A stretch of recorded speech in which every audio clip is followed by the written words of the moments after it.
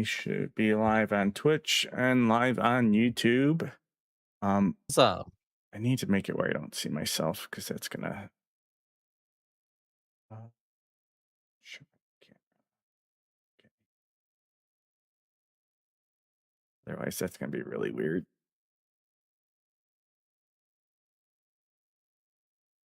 All right, we are back with EXP Monthly for our game for December, which was Fable. I'm Filbert. I am here with Blue, Pixel, and Tacticae.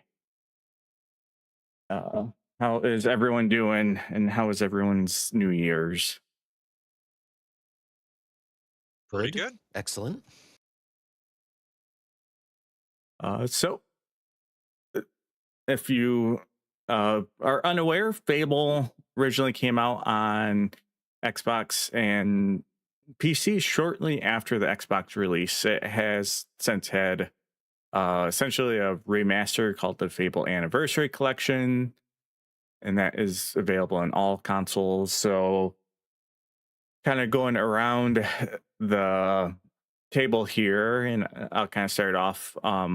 So I played the Anniversary Edition on PC, but this would have probably been my fourth, maybe fifth time beating the game. I originally played and beat it way back on the original Xbox version, and since then I have beat the Anniversary Edition both on the 360 before, at least two, if not three times now on PlayStation. And hello, Shadow, how are you doing?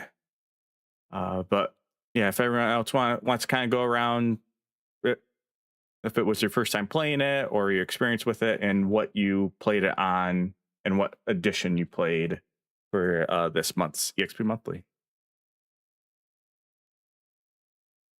Sure, I'll start. I originally played Fable before the Lost Chapters came out on the Xbox 360. And this time around I played it on PC, the Anniversary Edition, and it was my first time through the Lost Chapters. How about you, Blue? Similar story. I played the original Fable when it came out on Xbox. And I never replayed it since then, so this was my first time, I guess, revisiting it with the actual Lost Chapters in the game and everything. Did you remember much going back to it, or was it kind of almost like a new experience just because it'd been so long? I had a vague recollection of what the game was going to play like, but it had been a long time, and I also played the sequels, and the sequels kind of like just blurred together in my memory. So, yeah, it was mostly like I remembered enough for it to not be completely new. And yourself, Pixel.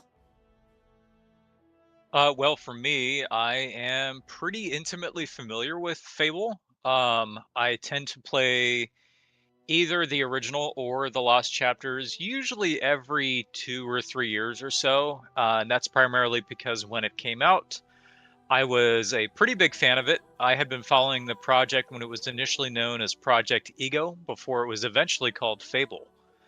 And I was a big Lionhead fan before that.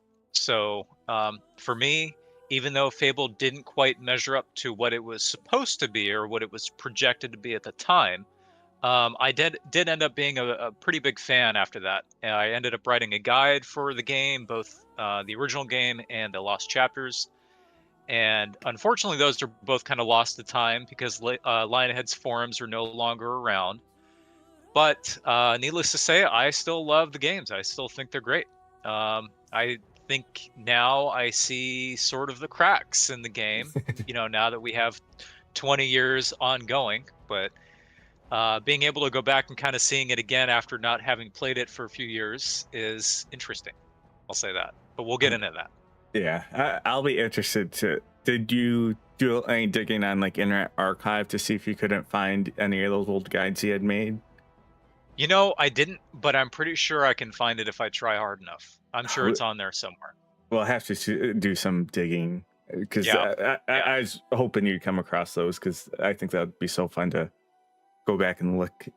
You're one of those heroes, like especially back in the day before YouTube was so big. Like anytime you came across like a game facts guide that someone laid out, it's like these are the true heroes of gaming. The people who made those guides.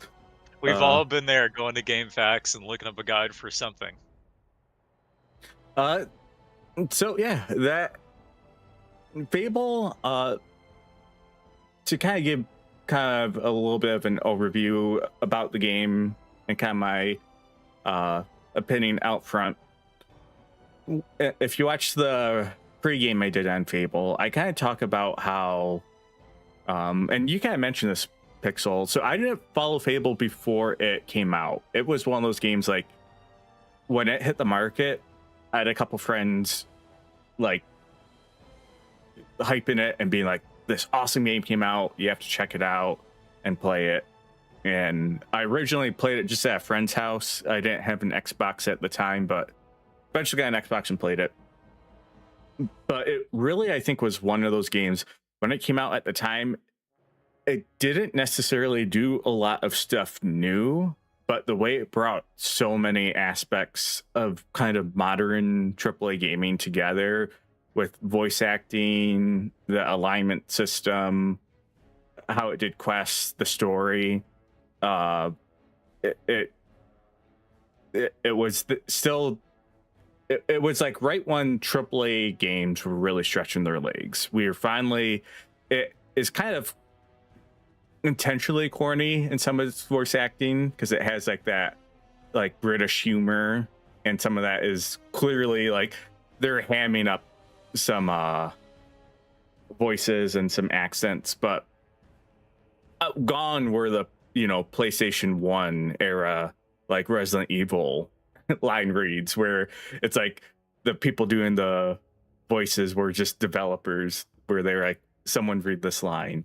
And it was like the first time I really remember playing a game that everything just the theme, the tone, everything was just playing off each other, and there was like all of that there. So also in my pregame, if you didn't watch that video, I'll never forget, I was at a friend's house. The game had been out for maybe a month or two, and we were up all night. It's like 2 a.m. and we were all about to go to bed. And one of my friends, so this was Billy, so Blue and Taylor both know who Billy is, picks up Fable because we're all like about to go to bed, and Billy's like, oh, I just want to play something else before bed. And everyone, so my friends are like, oh, that's Fable, it's this awesome game, and they're just hyping up, talking about how cool it was. And then he goes to play it, and they all start yelling at him like, what are you, like, don't play it. And it's just like ironic, but they're like, if you start playing that at like 2 a.m., you're gonna be up all night. And of course Billy is just like, nope, I'm just gonna play it for like an hour or two. And I literally went to sleep and woke up at like 8 a.m. and Billy was still playing Fable. But so I think when we talk about Fable, especially for when it was released, the thing that probably is like first and forefront in the game, it's even like when you're looking at the cover, you have like the little boy version of yourself kind of looking into the water and seeing a reflection of almost like an evil version of himself, but is the alignment system. And again, this wasn't the first game to do alignment, but it was like one of the games where it was like front and center in the game, and it really affected like the tone and the theming of the game. I think it's one of the earliest games with such a fluid alignment system as well. Correct, yeah. Well, and they Lionhead kind of had some. Yeah, they even had some history on it, right? Because there was not the same exact system, but they had made Black and White before, right? Which kind of had a similar like overarching theme of like you can kind of choose how you want to be perceived by like the game world as a concept. So they were the studio was definitely familiar with the idea going into the game.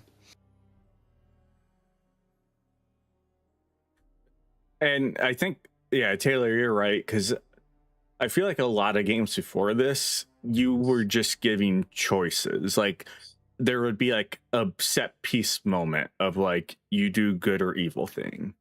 And this was Or a you game can where Baldur's Gate and you Yeah. choose your alignment at character creation. Yep. Or it's like end of the game. I'm trying to think of something, but you know, it'd be like an end of game decision. When this game, it has like big moments like that, but there's also like you can just like eat baby chickens and get a couple evil points. Or like every time you kill a bandit, you get like a couple good points. So it's like there's like all areas of the game you're constantly getting good and evil, good and evil. And Yeah, you can do the entire story entirely good and then be a thief and still have horns.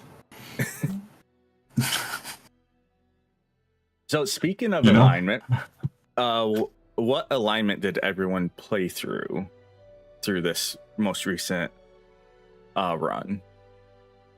Good.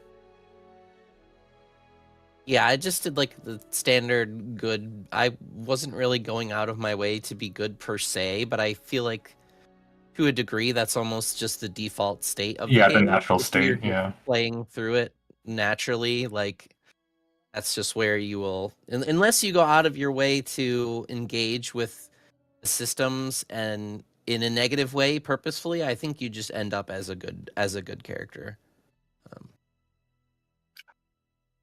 But for me, I went a good character for TLC because the weapon exclusive Avos tier is in TLC for the good alignment. And if you are playing the original Fable, you could go for the evil if you want to get the Sword of Aeons. So actually, what I did is I played both. I played through the entirety of TLC and the original Fable. And for TLC, played a good character. The original Fable, I just went full evil. So. Oh, so, and I went full evil. It's probably the second time I went evil, though. I think it's the first time. And again, massive spoilers if you're here. I think it's the first time I ever killed my sister. I think even in other evil plays, like I'd killed the sister before just to like get the sword, but like I never like continued. And this is the first one where, because I just knowing like Blue and Taylor, I'm like they're probably gonna go good, and just to have stuff to talk about, it's like I'm gonna go evil, even though I generally play good. The first couple times I played this game, I would always play good, but I went evil in this game, and this is definitely one of those games where when you're evil, you can be straight mustache swirling evil villain, and you feel bad. Like one of the first evil things you do after you get out of the guild, there's essentially a homeless guy, and there's a guy bullying him. So he can either tell the bully to scram, or he keeps telling you like, pick on this homeless man. So to pick on the homeless man, you have to burp in his face. And I feel like most games, you'd burp in his face, and it's like you're evil. No, you have to burp in his face like 4 or 5 times. Like you have to keep doing it. And I was just like, oh, I forgot how painful this is going to be. Because I think normally if an evil run for me in this game, like some stuff like that, I wouldn't do. Like I'll just kind of just smack the bully in that case. But I made sure anytime I had a moment, I chose the evil route.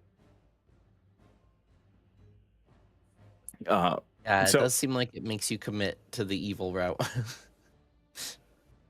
So playing through, I guess, for everyone, were there choices that made you guys kind of think which one you wanted to go with, especially if you're kind of going into it as a role play more than being like just deciding you're going to be good or something, where there are choices that you're like, this is a little gray, or the good thing is to maybe let this character live, but they're kind of a really crappy person and I kind of want to kill them, but I'm going to take the high road.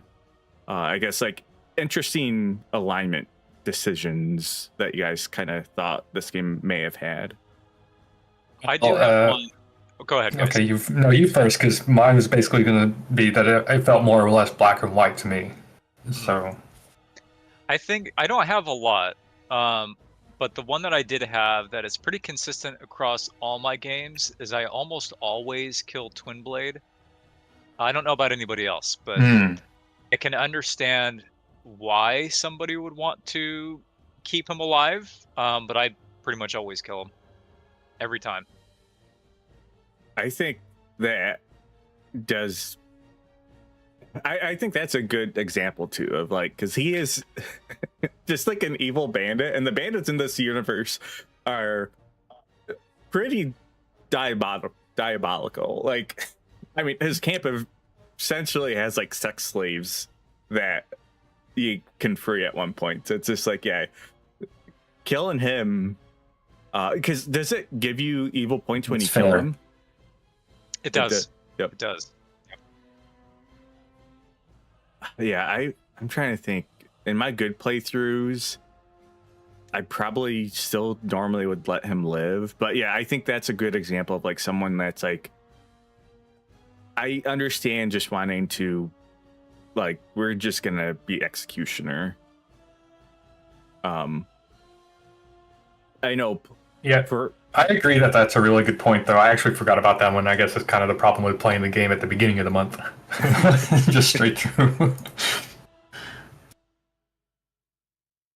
Yeah, because some of the other big moments are obviously like when you fight Whisper in the arena.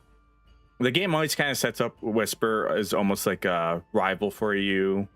And I feel like Whisper is always like a little bit arrogant, where you kind of want them. I feel like when you do that arena fight with her, they kind of want you to have a little bit of a chip on your shoulder.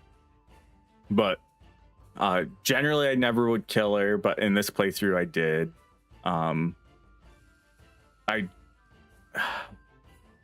Some of the other, I think, yeah, the ending with the sister, whether you kill her or not, killing her is definitely like you're going full killing the younglings Jedi moment.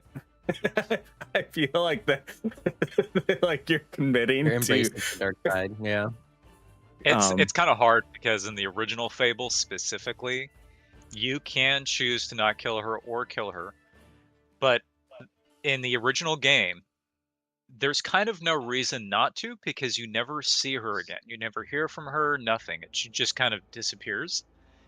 And if you were to take the Sword of Aeons, it's almost twice as powerful as the second strongest weapon in the game, which swings half as slow.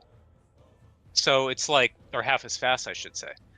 So it's kind of like, well, why wouldn't I do it? I mean, I just get this insane level of power with this sword. Now, of course, in TLC, they heavily nerfed it quite a bit and made it to where it's not nearly as powerful as, let's say, the Soulless Greatsword, but still pretty good. But then there was an incentive to no longer kill her, because you could get what was known as Avos Tear, the good version of that same weapon, basically. Yeah, that's what I was gonna say, because I remember original Fable, because original Fable, like when the game ended, you couldn't even go back into Heroes Guild, could you? Or could you? You could, but everything was blocked off. The only thing that was really truly accessible to you was the experience station, or the experience portal. But everything else was blocked off by rocks, so they just prevented you from going anywhere.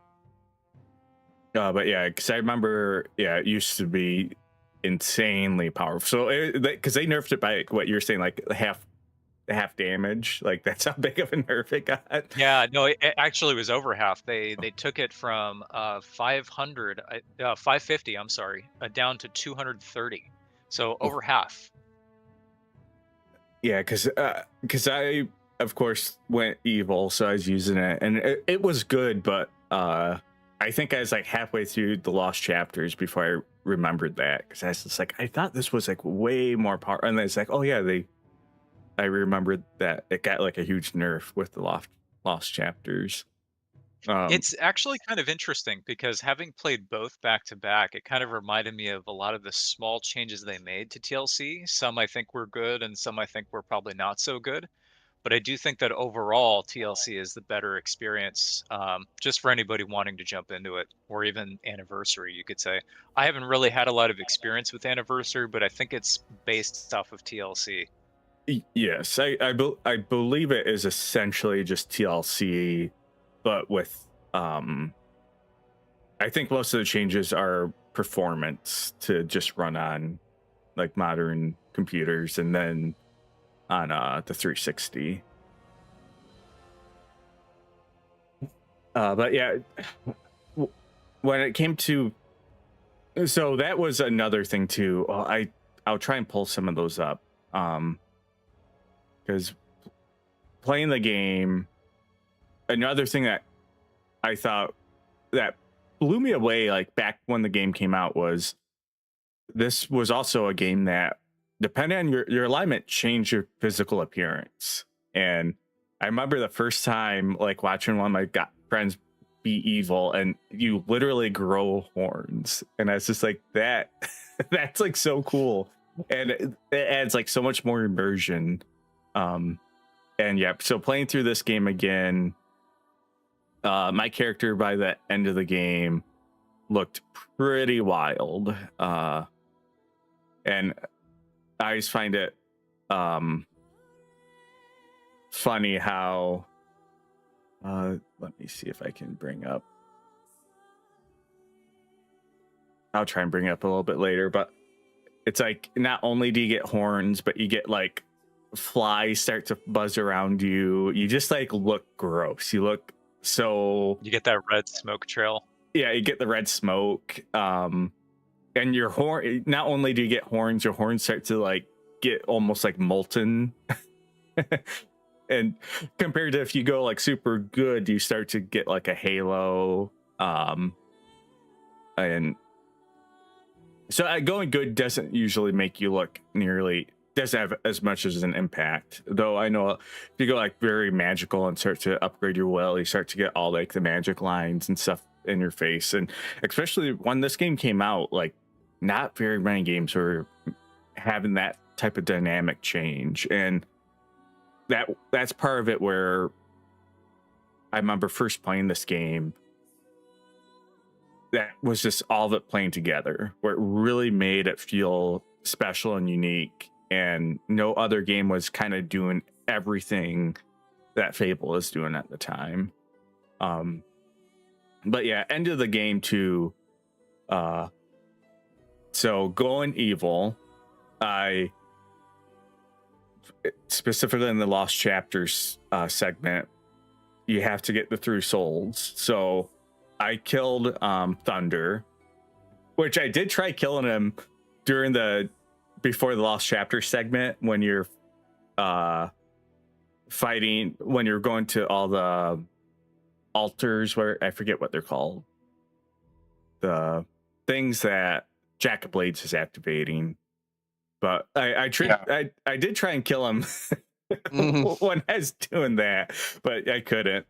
But anyway, so I killed him and took his soul, which I thought was pretty funny, because the archaeologist, or not the archaeologist, Rose Briars, or Briars Rose, she mentions like when the soul gets sucked in, she's like, "What's that? Was that Thunder?" It's like, yep. I didn't kill her because it seemed like you could kill her and take her soul, but so that was like the one like straight evil thing I didn't do, because that gameplay wise, it's just like, I don't know if that would change anything, because it's like you kind of need her to like translate. And then killing the guildmaster was it felt so bad. And the game even gives you a chance where so if, especially if Taylor and Blue, if you didn't go evil, when you need to go and get the old soul, they want you to get that what's his name? No, starts with an N. No, there's like an old dead hero in the graveyard. And hello, Miss Moon. Nostro. Not Nostro. They want you to get Nostro, or you can get the Guildmaster, and that's what Jack of Blades from the Mask is telling you. So I go to the guild, and they tell you like the Guildmaster's like freaking out. He's hiding in the woods, but you need to go to get Nostro's soul, and then you go to the woods, and there's a bunch of guards, and they're like, "Stay back! Don't come closer." And then you get closer, and they're like, "All right," and they start fighting you, and you kill them, go to the woods, and then the Guildmaster is basically gives you like, "I'm so disappointed in you" speech, and then you kill all the guards, and then the game even gives you one more chance where it's like it's not too late. He's just like, you can still go, and it's just like you can back out. It gives you an option where it's like, do you kill him or not? And then it felt so bad. Me and Taylor were talking about this a little bit.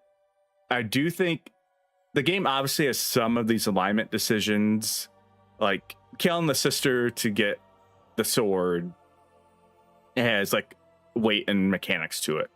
A lot of the alignment decisions, like whether you kill Whisper, whether you kill Twin Blades, they don't really affect the game other than a little bit of the narrative. But like, because me and Taylor were talking, like Whisper, whether you kill her or not, she just goes away and does her own thing, and you never hear from her again. So some of the decisions one way or the other don't have like mechanic weight, and even don't have a lot of like narrative weight, but they have like thematic weight. Because I'm telling you, killing that Guildmaster like hurt my soul, especially when the game like 3 times. It's like, are you sure?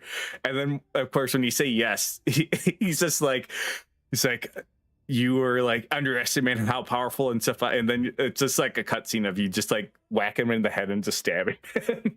Kill him like a defenseless old man. Just nothing. Yeah.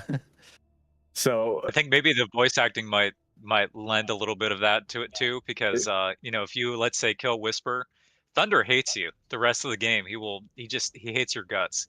Yep. I will say though, for TLC, I'm kind of surprised you did that. But then again, if you played an evil character, I couldn't do that in TLC. I went purely good in TLC. Yeah, I want to go. Yeah, I want to go super evil, and yeah,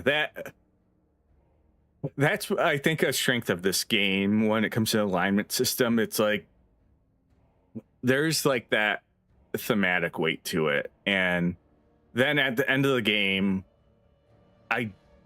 so you fight Jack Blades as the dragon, and after you defeat him, they're just telling you destroy the mask, and I kept it, and that was like one of those things too where it's just like, I know the right thing to do is to discard this mask and throw it in the lava. And I feel like I lost when you put the mask on and you essentially become infused with Jack Blades. I'm like, but I think that is like a strength to being evil. It's like, because I think if you're arguing from a morality aspect, like you're losing part of your soul, you're losing part of yourself when you give into like those evil habits. And I definitely felt that with my choices in the game.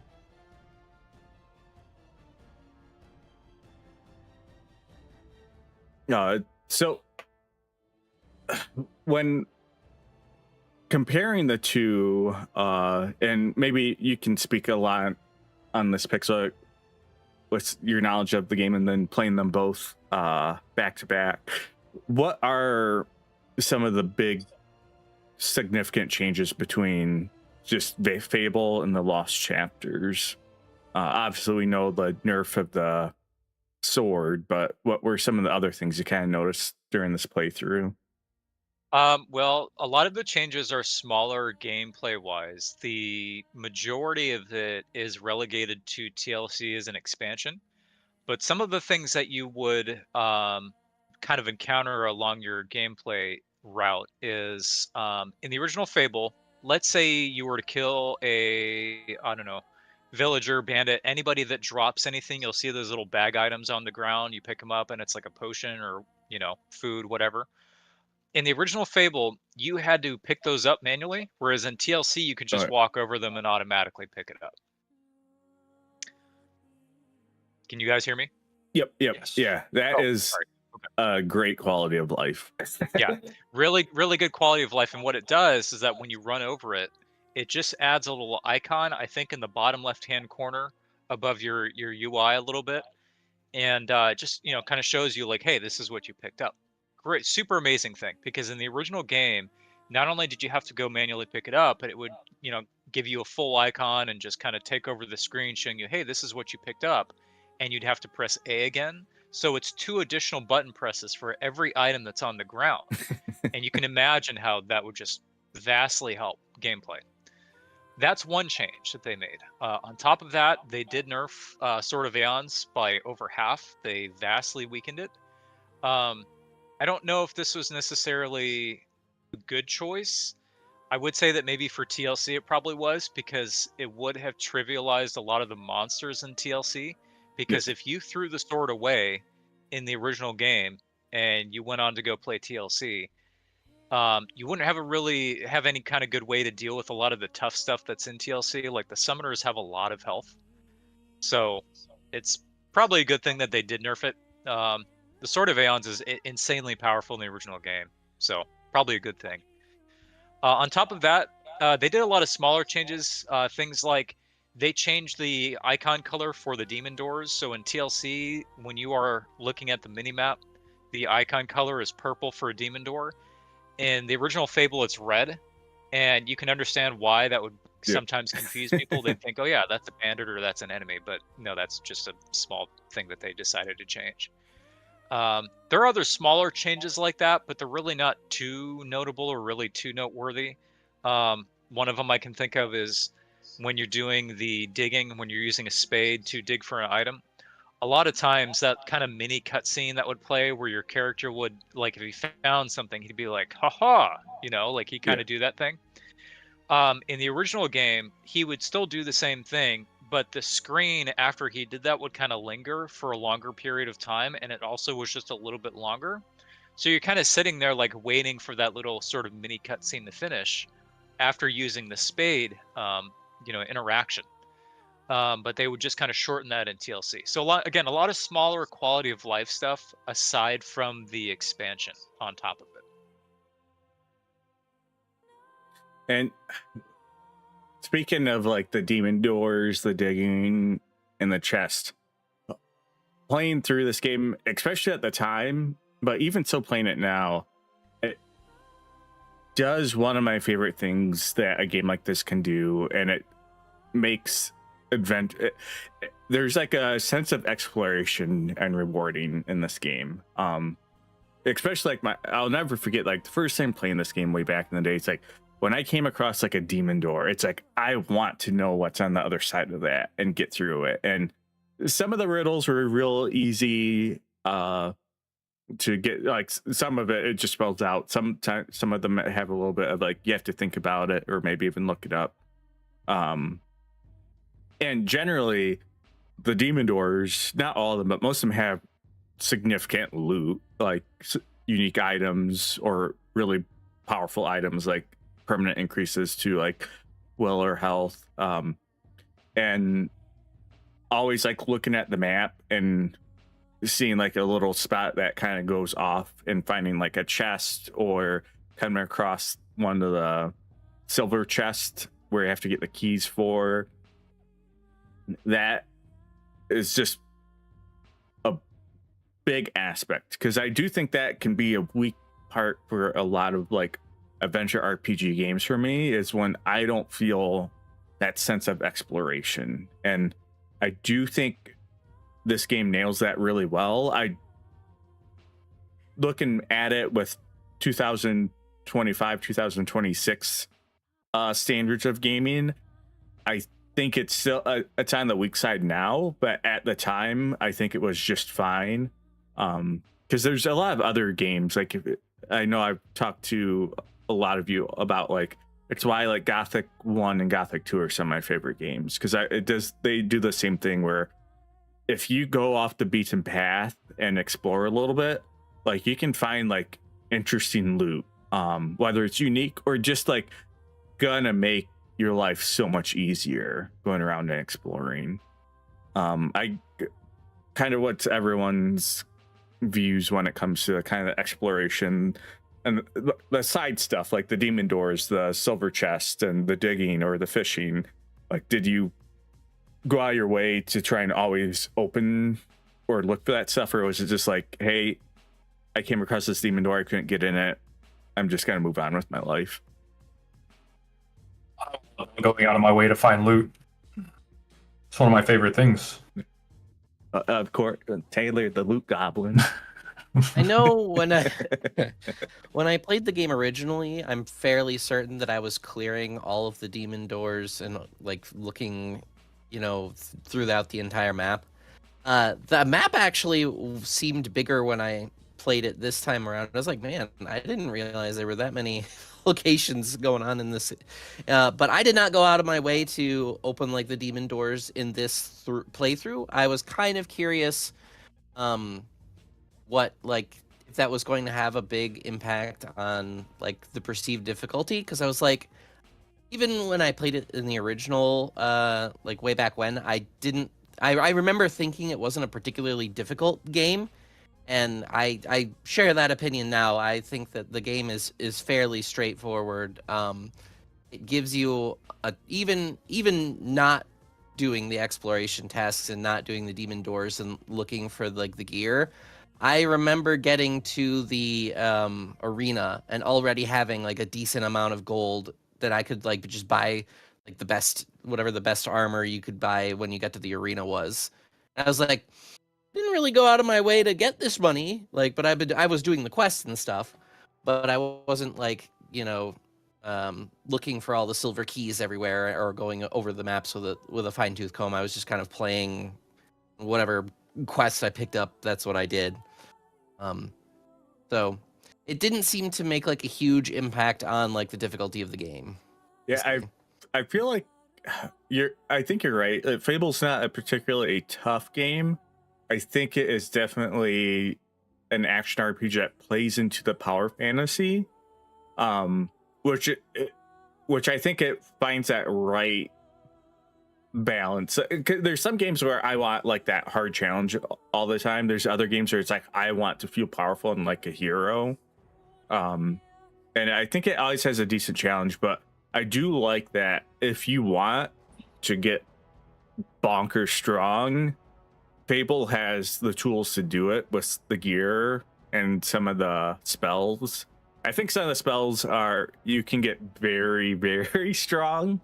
Like, yeah. I didn't really abuse it until the Lost Chapters, where I'll do slow time, berserk, and multi-hit, and I had all of them maxed.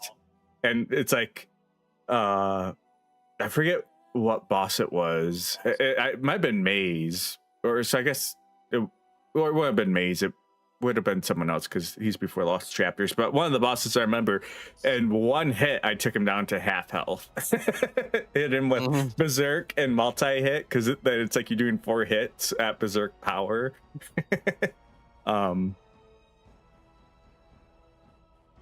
But I guess, like, yeah, how do you feel with the loot and stuff, Pixel? Well, I kind of have. I like hearing what you guys have to say, because I wish I could play that way. I've just gotten to a point now where I unfortunately have memorized everything for the games. I know how many silver keys each chest takes. I know which demon door gives what. I know like which path to take if I want to open up a demon door before a specific quest. But it's kind of something that I've all sort of mapped out in my mind just after enough exposure playing the game so many times. So I have a tendency to kind of min-max a lot very easily. And I'll go to Darkwood, and as soon as I get to Darkwood, I'll just go for the Bow of Scorn, which most people kind of skip over, but it's like the best bow in the game. But Yeah. you can get it in like the first 2 hours. And so I'll just go grab that. And I'm like, okay, cool. I have 10 silver keys at this point. I don't even need to look at my inventory. I can just know how many I've got. So I'm going to go for this demon door, and then I'll go for that one after that. Cool. Oak Veil, sweet. Now Twin Blade, cool. All right, 15 silver keys. Let's go to that chest next. Like I have all this mapped out. Exploration wise, though, one thing I have to say about the game, I think that even today, I think this game has incredible atmosphere. It may not have like really good, like maybe exploration in that sense. Like there's not a lot of different ways to go. There are a few. Like if you go to, Greatwood and you want to visit Fisher Creek, or I don't know, go to Oakville, or go to the farm, for example, you can do that. But I think this game excels in atmosphere, and I think that that's especially present and notable as soon as you step outside the Heroes Guild. You have this kind of like autumn color palette with this the soundtrack song. I think it's called Summer Spring or Summer, something like that, by Russell Shaw. And the song that's playing in the background really sets that mood. And then as soon as you go from Greatwood to Darkwood, and you're having to escort 2 traders in Darkwood and get them out of the place, it's very moody and very creepy, and I think that the lighting really allows that shade, or I should say, like that sense of mood to emanate through the screen. I think it's just done very well. There are also a lot of sound effects that come through the audio, so it kind of like takes you to this place where it's like, dang, this is like a classic. I mean, it's the title song is made by Danny Elfman, but it has a very Danny Elfman slash Tim Burton kind of feel at times when you're going through places like Darkwood or Greatwood or whatever, and it's cool. It's really neat. Um, it's hard to say that the game has good exploration, but I think it makes you feel like you're living in this real world, like this real fantasy world. It's cool. Yeah. And to touch on that, I definitely remember like the first time you go to Darkwood, like it speaks a lot about what you're saying with the game, because I still remember my original playthrough where it's like the game starts off like a high fantasy, and when you go to Darkwood for the first time, it's like it turns into like a horror game. And it does it like a couple other times in the game, and I remember like so I would have played this originally. I must have been like 15. But I still remember being like a little bit like creeped out and wondering like what's going to happen to that trader who's like scratched by the Balverine. And when it comes to like the exploration, with the mini map, how it kind of shows the paths, you're right, it doesn't have like crazy exploration. A lot of the maps on this game are kind of like one way. There might be a couple of little routes, but I always want to explore those little parts that kind of go off the path. And it's always extra rewarding when you're kind of going on the mini map and you find like the little secret path that actually isn't like on the map. And it's like you start coming, it's like, oh, there's a secret here. And it's a chest or a dig spot or something. And that, Yeah. uh, And I do love that, because there are actually very few instances in the game where you will encounter something and it's entirely time based, and you will never think about that in the game. But you're like, wait a minute, there's a chest here a minute ago. I just left the area and came back. Now the chest is gone. What happened? Well, it's because certain areas of the game will have time-based chests that only appear, let's say, at noon, for example. And you would never think about that, but you're like, that was kind of cool. I just kind of went off the beaten path and found this chest here. There's also a potion sitting next to it, but when I was here a minute ago, that wasn't there.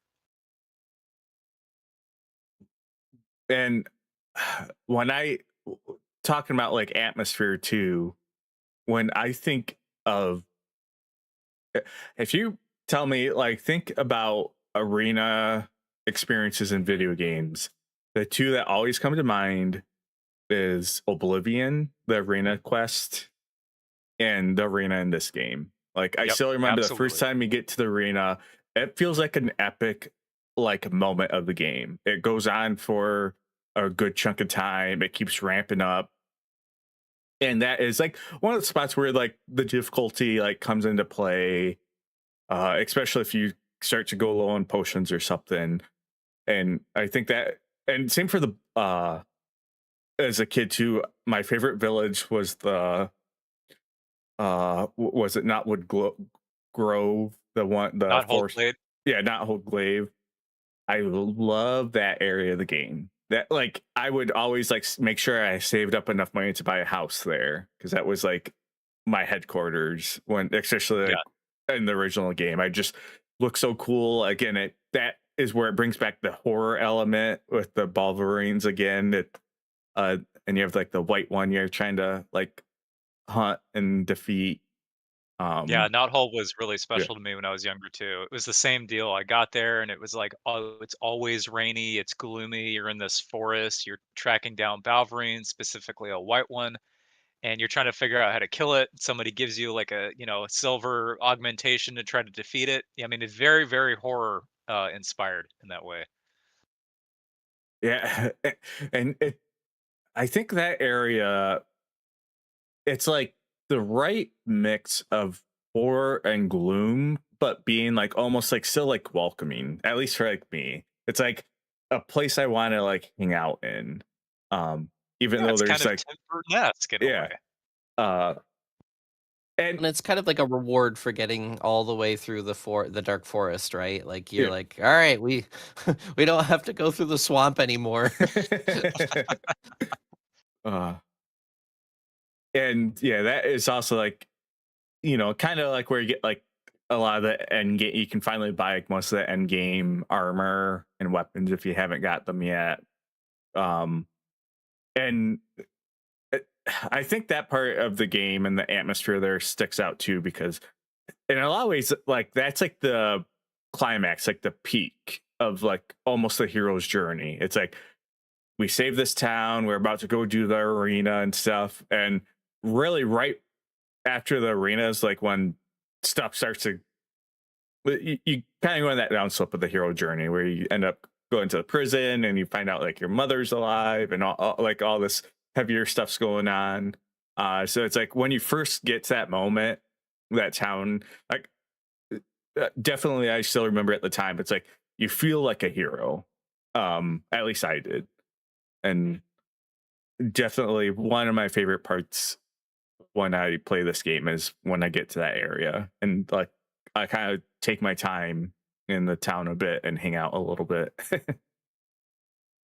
Yeah, they definitely spent a lot of time, I think, kind of planning out how they wanted players to like feel and where they reach that point where the game like widens out. It introduces a bunch of side quests and there's enough sort of variety across so you can kind of pick and choose like, oh, I'm going to do a side quest over here and then travel over there. So the game widens out so that you're feeling like a hero. You're going like traveling further, and then as you say, the game sort of not necessarily collapses back down, but it narrows back down in the main storyline again. It concentrates you back on, taking you back to the Heroes Guild multiple times and sort of, it's not quite to the railroad level because you can still do the side quests and it still introduces side quests, but you haven't fully uh, unlocked the entire map yet. So you're still like, how much, you still have a horizon where you can be like, there's still more to explore, but Yeah. there's already so much. Um, Yeah. And so yeah, it's an interesting game too, um and this is kind of, I don't tend to play games like this anymore just because I think part of it is kind of not necessarily for everyone, but I think a lot of people kind of grow out of playing games like this. And part of it, I think you kind of, once you play enough video games and you get old enough, you kind of understand like how the sausage is made. So there's not as much whimsy. But this was always like when I got to like the arena before like the prison and stuff, was like when I would get like really immersed in the game, and I would even if I was playing a good character, I would try and get like a shopkeeper killed so I could like buy a shop. Because you can like buy a shop if the shopkeeper dies, and like and then I would like buy a house to run out, and even do like a little bit of like the basic trading. Because again, this game has like a bunch of like little mechanics. A lot of them are still fairly simple, but like you can like buy a bunch of like cider or just different crate goods and then sell them to like different towns and different traders. And this would always be like the time like I would stop doing a lot of the main quests and not even do the side quests and just be immersed in the world for a while and exact shadow and profit and get all that money and then just use that money to just keep buying more houses and upgrading them.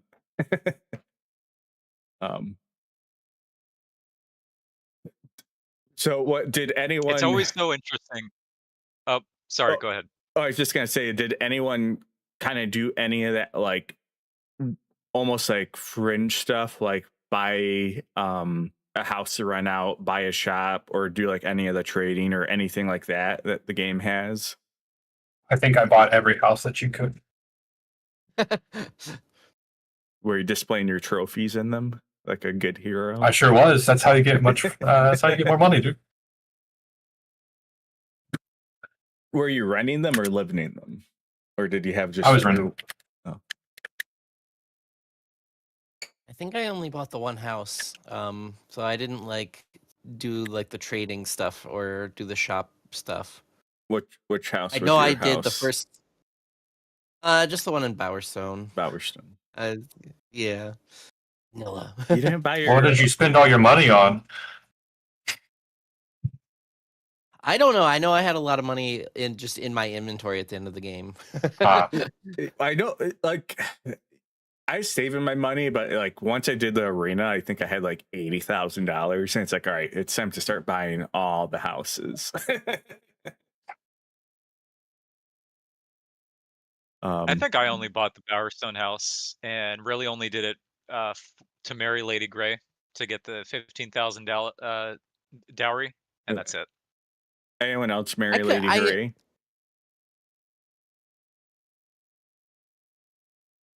Only for the money. Did I anyone else didn't. I marry? did the quest line, and I didn't remember that you got the manor, and I was like, oh, cool. I have like a big manor, and then I look in and it's like 3 rooms. I'm like, oh, that's why I don't remember this at all. This manor kind of sucks. Yeah. I take that back. I got it only for the money, the silver key, and the legendary weapon that's in there, and that's it. Right. That was the only reason. Well, I was always confused, and when I was playing this, I was like, did I forget? But unless if I'm missing something, Pixel, I always assumed when you go in her manor, she has that one room with that like big crystal. And I always was like, there's got to be something to this. But as far as I know, it's like, no, there's just this like weird giant magical crystal in the middle of her house. Yeah, I don't know if that was like a design decision that was later, Scrapped, yeah. Yeah, I don't know, because like they did allude to this if you guys when you guys passed through Darkwood, one of the traders made a mention of a stone that was in Darkwood, and if you actually shot a hole or shot an arrow through the hole in the stone, it gives you a silver key. Yep. And that trader says, I've always been scared or freaked out by that stone. I always found it was spooky, right? And I think that having that stone in her room, I mean, almost identical, kind of goes to show you that she was kind of somebody that was sort of a little bit on the darker side. I mean, and you can kind of see that through her personality. Maybe they tried to do something with that stone in a storyline with her at some point, and then they later scrapped it. I don't know. All I know is that if you see stones like that, they're supposedly spooky. That's it. Well, she had multiple of them too, if I remember. She did, yeah. I think she had 3, yeah. Did you marry her, Taylor, or did you turn her in? I married her. Because isn't like the good thing you work with the guy in the crazy dude, yeah. Where you go and you find her like murdered sister, yeah, and she writes a note, and then at the end of the quest, she shows up and she's like, are you sure you're gonna investigate or tell everybody about this? And it does the sort of reverse Uno card of like, you got a chance to back out and marry her anyway. And you're like, well, I just discovered you're a murderer. Like, Yeah. And an awful I always find that murderer. kind of silly, honestly. It's like, are you sure you want to turn me in? We could just get married. It's like, yeah, okay. I do like that the game you can just have a wife in every town, because like when you marry her, she's like, don't ever look at like another woman, and I literally had a wife in Barrowstone South. I'm like, well, do not Just walk right through on the that other arch. side of the gate. Yeah, She doesn't right. go hang out Yeah. with the pores. She never goes to the other side of town. Don't worry about it. Yeah, I think I only had I married her, had the wife in Barrowstone South, and by the time I got to any other place, I was so hideous and scary that literally all the women would just scream and run for me. So it's like, no more wives. Everyone's terrified. I even got like the tattoo that has like the tattoo of a mouth like on your chin. It's just like scariness like plus 51 and attractiveness like minus like 50. And just everyone's That's awesome. But yeah, kind of along this route, talk about like atmosphere and theme. It's never going to be as strong as like when you first play through it, especially playing through it when you're younger. But I do think this game does a fantastic job of more than a lot of other games. It's like you feel like you've been on a journey, like when you play through this game. Like after you beat it, it's like you feel like you went through like a full life of a hero, and part of that is like narratively in the game, like you age when you spend experience. So I think when I beat the game this time, I was at 45. I distinctly remember when I beat this game way back as a kid on the original Fable, I think the aging was a lot faster when you spent XP. Because I remember I was like in my 60s. Because I remember I was like so old and ragged. Being like, why am I such an old guy? Because I think like when I married like Lady Gray way back when, I remember being like, I'm so old. Like I had like the gray hair, all the wrinkles. So I think I read they tuned that down a bit in the Lost Chapters and the anniversary, but it again, going through the story in the game, it's like once you finally beat it and you defeat Jack of Blades before like Lost Chapters, even, it's just like you just feel like I've been on a journey with this character. And I feel like a lot of other RPGs don't have that. And I think, again, a big part of it is because you're aging in this game too. Like this is a game that is going over the course of like decades compared to a conventional RPG that might be like a couple weeks or a month within the world. But I don't know how other people felt like once you beat the game. Yeah, I think a big component also is that obviously you have the bigger story beats, which are telling, the hero journey kind of to a T. But because the game also has like the morality system where it's constantly like every time you kill a bandit you get some points, or every time you mess with the shopkeepers or whatever, you lose some points. Because the game is like constantly sort of paying attention to you, you feel like that you're always like in character, like you're always like time is passing and your actions are always kind of under the microscope. So I feel like that adds to the sense that you are traveling and that time is passing and that you're actually going on the journey because the game is paying attention and being like, oh, I saw what you did there. And here, I'll show this too real quick. I'll put this in Discord so you guys can see it in the chat, just so you can see what my character looked like at the end of the game. Blue. I just took the screenshot. I thought it was so funny looking. It was during a cutscene. Yeah. Oh, that's great. That was Lost Chapters. I'll show it on stream here, but yeah, You covered your tattoo up with the beard. you grow the beard. I'm assuming grew the beard for you too, or is that just for me? You grow a beard just over time. I think you have to shave it off if you don't want. If you don't Yeah, want it. here's the tattoo I'm talking about. Where it's like a mouth under your mouth that's open. That thing is horrific. Oh, I got clips of it. Everybody was just running away from you after that. Yeah. I'll have to play it here on stream of just me running through town of all the children in Stone South just screaming and running away. It's just cracking me up. I love what Lady Grey is saying in that picture. I will have your pretty head chopped off with a face like that. Wow.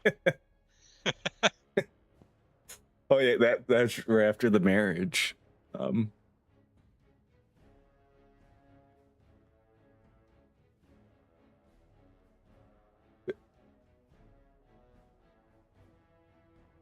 So we've been talking a lot about like the theme, the morality system and whatnot. And we did touch a little bit on it, but how does everyone kind of feel like, how do the mechanics kind of hold up in this game? Like actually playing the game, the combat, the spell system. I did play with a controller just because I know this game has very infamous keyboard mouse controls. And I suffered through the keyboard and mouse. Oh, Yeah, I started trying to use keyboard mouse, and partway through I was like, no, we're just gonna go back to controller. It's fine.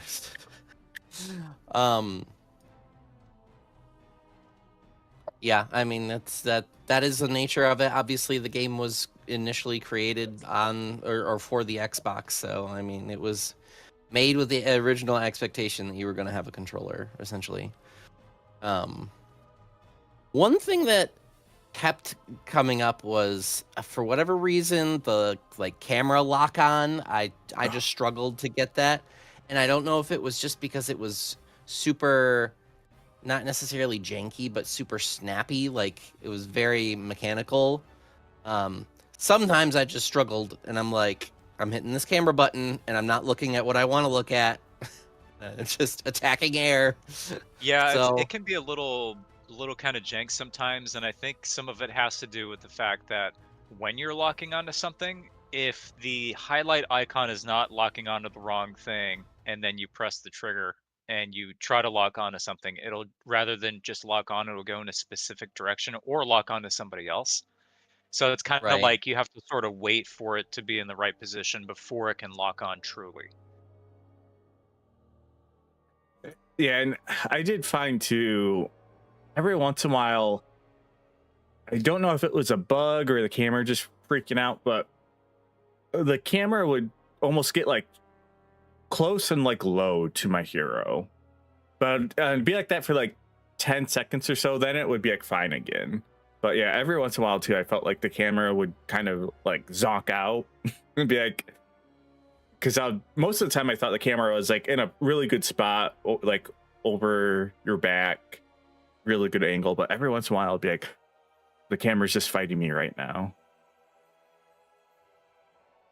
Interesting. I never really had that problem, although I will say, if you are using the right thumbstick and you're pressing up or down in any way as opposed to left and right, it will zoom in and out. Although I don't know if that's any different from the Anniversary Edition. On the original Xbox, though, you do use the right thumbstick to, shift your axis. But if you are pressing up or down, it will zoom in and out, and sometimes it can be a little awkward. Yeah, there was definitely, at least with the Anniversary Edition, when it I think it was specifically when it would zoom in, it would do that like low camera angle sometimes, and I'm like, I don't know why, but it's not helping me out that much. I think outside of occasional camera jankiness. Like mechanically, the rest of the game is pretty solid. I think the combat is sort of action RPG, so kind of simple in that you kind of have your quick attacks, your big attack to break blocks, and then sort of the ranged and magic options. And as you mentioned, I think at a certain point, once you put enough XP into kind of any of the trees, but especially the magic one, you're just like, all right, we just could slow time and now we win. Yep. Like, So what spells and magic was everyone using the most? For my playthrough, I wasn't using a ton of magic. I did use slow time, and then I got berserk. I tried to not use them too much, and then I went multi-attack when I got to Lost Chapters. I maxed all 4 out, and because a lot of the stuff like in Lost Chapters had quite a bit of health, so it's just like, all right, we're just slowing time and just unloading. But yeah, what magic was everyone kind of using in this playthrough? Yeah, I was using multi-attack a lot as well, and then the shield spell. I don't remember what it was called, but you would take literally no damage. Yeah, physical It's shell. pretty overpowered. Yeah. Yeah. That's pretty much what I do too. That was the magic being being very strong was something that I had remembered from before. So when I went into this time, I'm like, all right, I don't want to like just entirely trivialize the game per se. So the only 2 magic spells that I really used were the time stop one and the heal one. And the time stop one, I was like, okay, this is still decently strong because it just slows everything down by so much at the higher levels. But it's not like usually I wasn't clearing an entire room of guys unless like with just time stop, at least not instantaneously. Like it still took a couple of hits. Actually kill them. Yeah, I think I did remember. Go ahead, Blue. I was just gonna say, but I do remember like if you just went heavy magic and you comboed time stop with like the berserk and multi hit, it was just like, all right, we kill this entire room in like basically 3 attacks.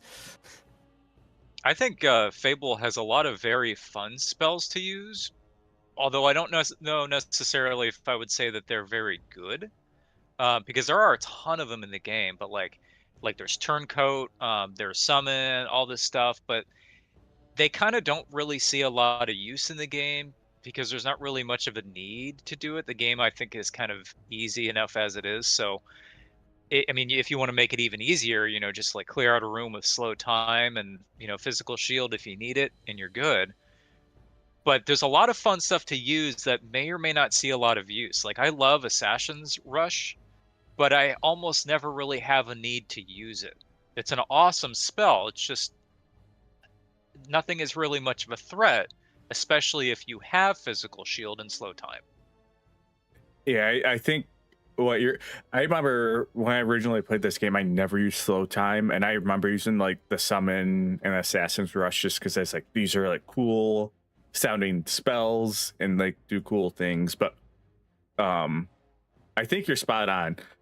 The magic in this game is really fun to use, but it just suffers from there's like the 3 or 4 spells that are almost objectively just better in almost all situations. So if you're mid-maxing, you're gonna go those. But even if you're not mid-maxing, like the slow time, it's just like that's cool. And a lot of people like their first playthrough, that is probably a spell like they're gonna just pick up and try and use, and then the game kind of encourages you to keep leveling like the magic or like whatever you're working on in your character build. But actually that brings up an interesting point. Of the spells that are available, I would probably say that like maybe 5 are really good, and that's multi-arrow, multi-hit, berserk, slow time, and physical shield. And those are pretty much the only ones you will ever really need. But I will say, I would be curious to know how people played the game, because I've noticed that not a lot of people do play the game the same way. A lot of people will use a lot of magic. A lot of people will do a combination of bows and using a sword or something like that. But people do play differently, and the game does keep track of that, and it will tell you in your statistics log, oh, you're a witch hunter, or oh, you're a mage slayer, or something like that. And I I would be curious to know what people got by the end. I think, a spell slinging assassin or something. I would have to look it up. I can actually, I'll launch the game real quick and tell you, because it still tells you if you go to your hero screen, right? I'm assuming. Yeah, and if Yeah. if we didn't all look it up, it's not a big deal. But I always think that that's so interesting. No, I It's didn't like the realize game that does keep was track of what you do. So yeah, I didn't realize that was that Yeah, it the kept game track will like give that. you a specific title. It'll be like if you used a lot of bows and occasional magic, you'll be a witch hunter. So But if you used a lot of swords and magic, you're I don't know if it's mage slayer or like magic knight or something like that. and Big Mark is talking about Chicken Chaser, one of the best names Yeah. games ever had. And the first name, since I was going evil, I picked Arseface. It's like, I just have to. And then when I got to the arena, I went with Deathbringer because of being evil, and I was like, I gotta pick the most like try hard 14-year-old edgelord name. And, but I'm trying to do this on Taylor. How do I get to the menu? It's not escape. I need you to remember for me.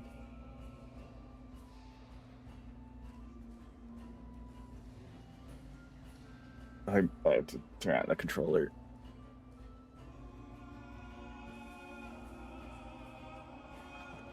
Oh, it doesn't recognize it because I'm in the game already.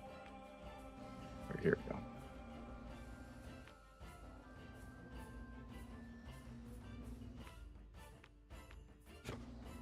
Well, I would, as we were talking about the controls, I would love to tell you, but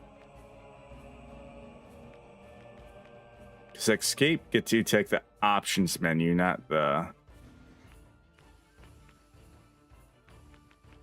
Apparently, I am a legendary spell warrior. It's F, Joe. There you go. Sorry. F. All right. Yeah, F. Why is it F? It's trying like tab. Yeah, no, I actually had to go into the keyboard shortcuts to down. So I am also a legendary spell warrior called Deathbringer. Which is surprising. I guess I use slow time and berserk quite a bit. I would say when I was mostly playing, I was doing a lot of just sword rolling behind people attacking. I very rarely use the bow. I think the only really 2 times I used the bow, other than parts like you have to, was fighting the Kraken and the second half of the fight with Jack of Blades. Other than that, it's just like I just run up and stab. Yeah, I think that's kind of the strength of this game, is that I honestly think it's fun to play either way, because I very often use bows in the game, but I also think it's a ton of fun to just like run up to something and bash its face in. In fact, I would say that that is a strength that this game especially has over later Fable games. And that's an entirely different discussion.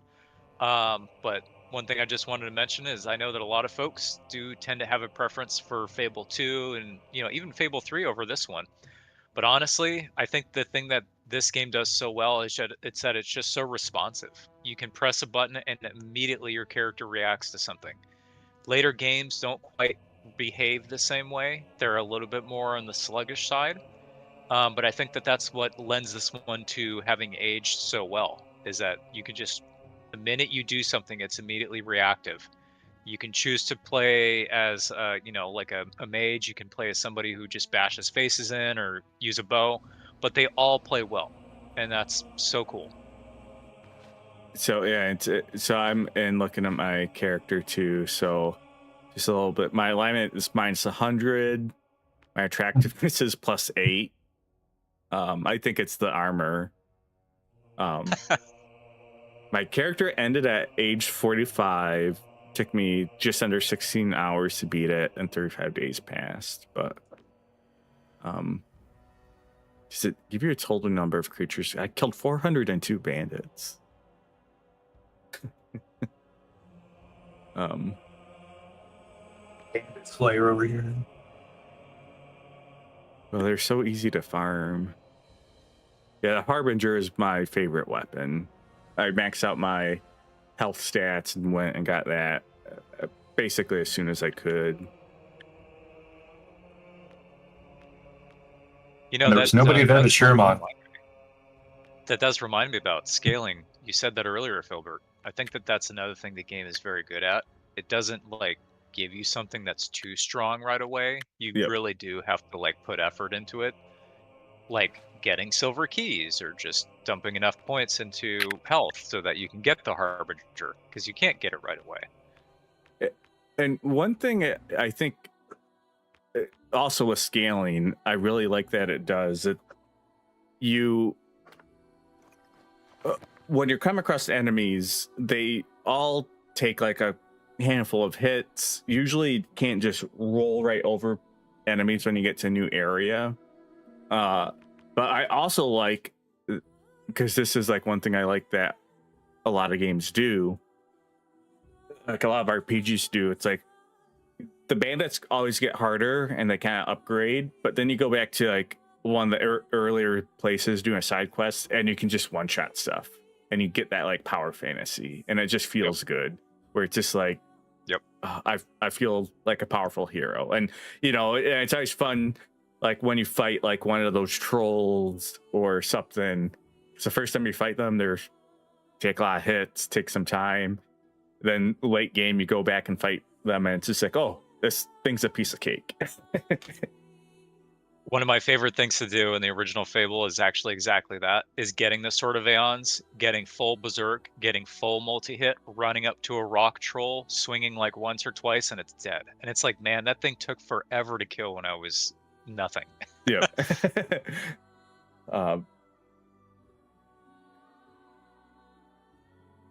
So yeah, we kind of touched on a lot, some of the mechanics, some of the theme. So, and not to go too much on it. So I have played a little bit of 2. I've never beat it. I've never got too far in it.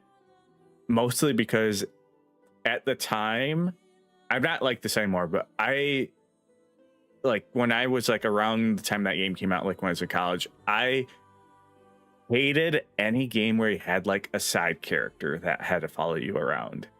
And I was just like, I don't want this dog. Like, I just, like, as I was like a player in a game, like, I know, like playing Fable, you can hire like hirelings to come and help you. It's like, no, I just want to do everything on my own.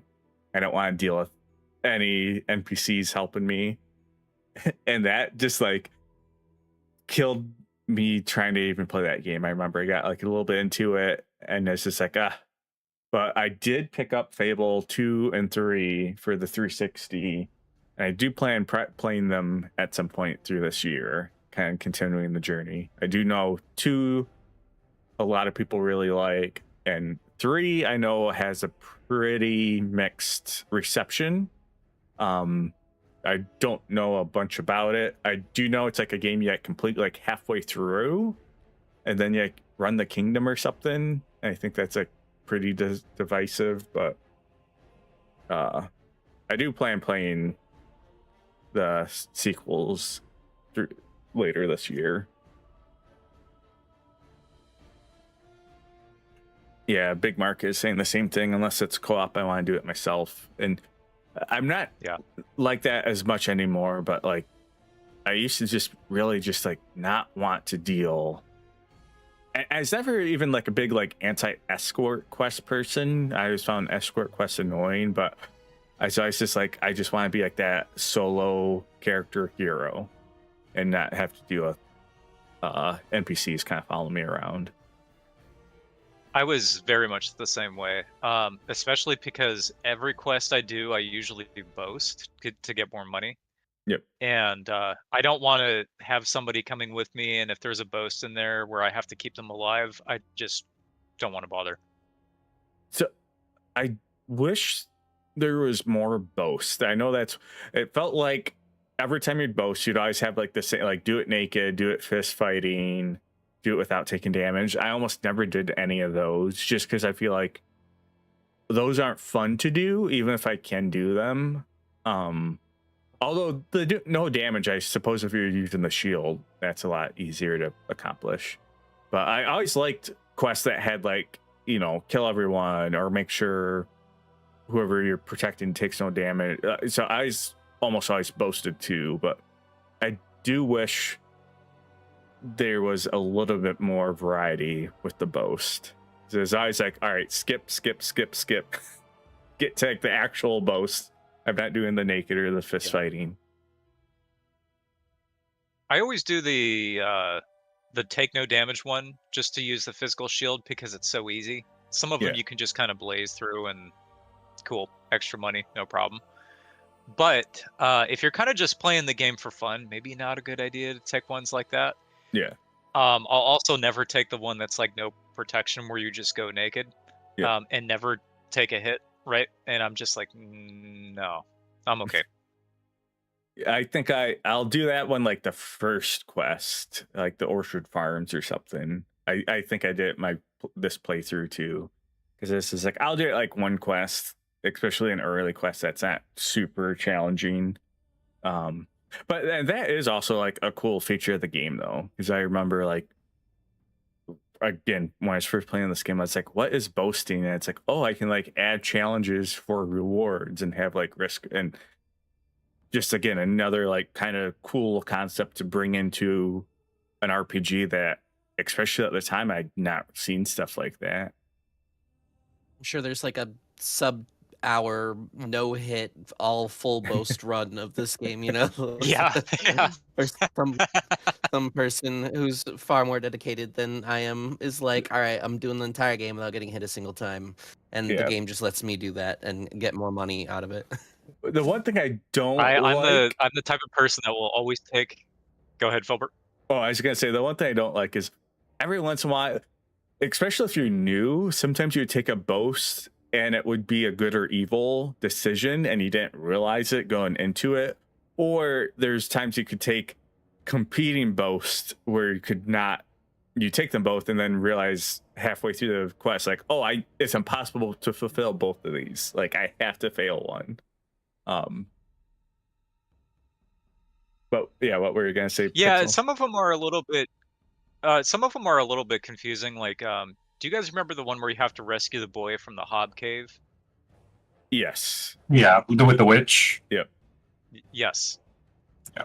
So that one is a little bit confusing if you boast, because there are two boasts in there, and one of them says, kill the innocent of the cave, and nothing else, it's just that. And then there's another boast that says, protect the boy of the cave, right?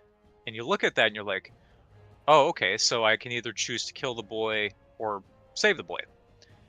But what the game doesn't really explain to you is that there is actually a guy in there that you can take along with you as you go deeper into the Hob Cave, but it doesn't really ever clarify that. So you're looking at both and you're like, yeah, I can take on this extra challenge, but I don't know which one I want to pick. And then you pick one and then you realize, wait a minute, I can take both. Yep. Well, what's going to happen if I do either one? And I think people would see that and probably just choose one over the other. And I think that they could have probably made that a little bit clearer. It doesn't always happen in boasting, but that's one of those instances where I look at it and I'm like, yeah, I think the wording probably could have been improved there, because people see that and they're just immediately going to get confused. Yeah, because I forgot, because I was like, we're sacrificing this boy.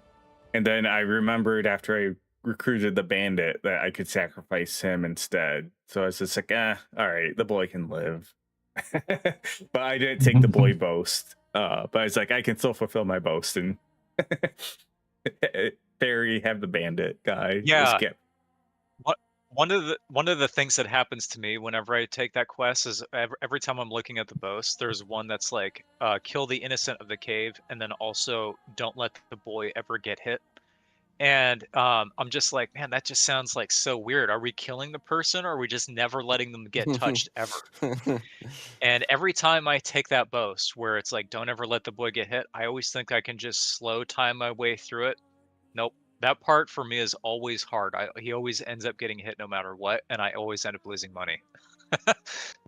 Big Mark was bringing up Fallout 2 had really bad AI for companions. That was the one that didn't have like the death and lucky dog blue. Do you remember? Like there's like the dog that could die and follow you and have bad luck, and it was a bug, but would like keep following, like keep showing up as like the bad luck curse dog.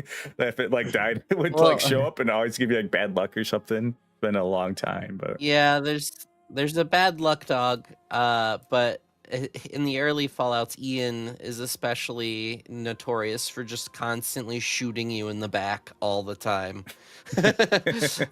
But I don't know, because I played the original Fallouts, and those games were a lot easier with companions than without companions for the majority of the game. So I learned the opposite of what you were about, where you're like, I don't want to deal with companions ever.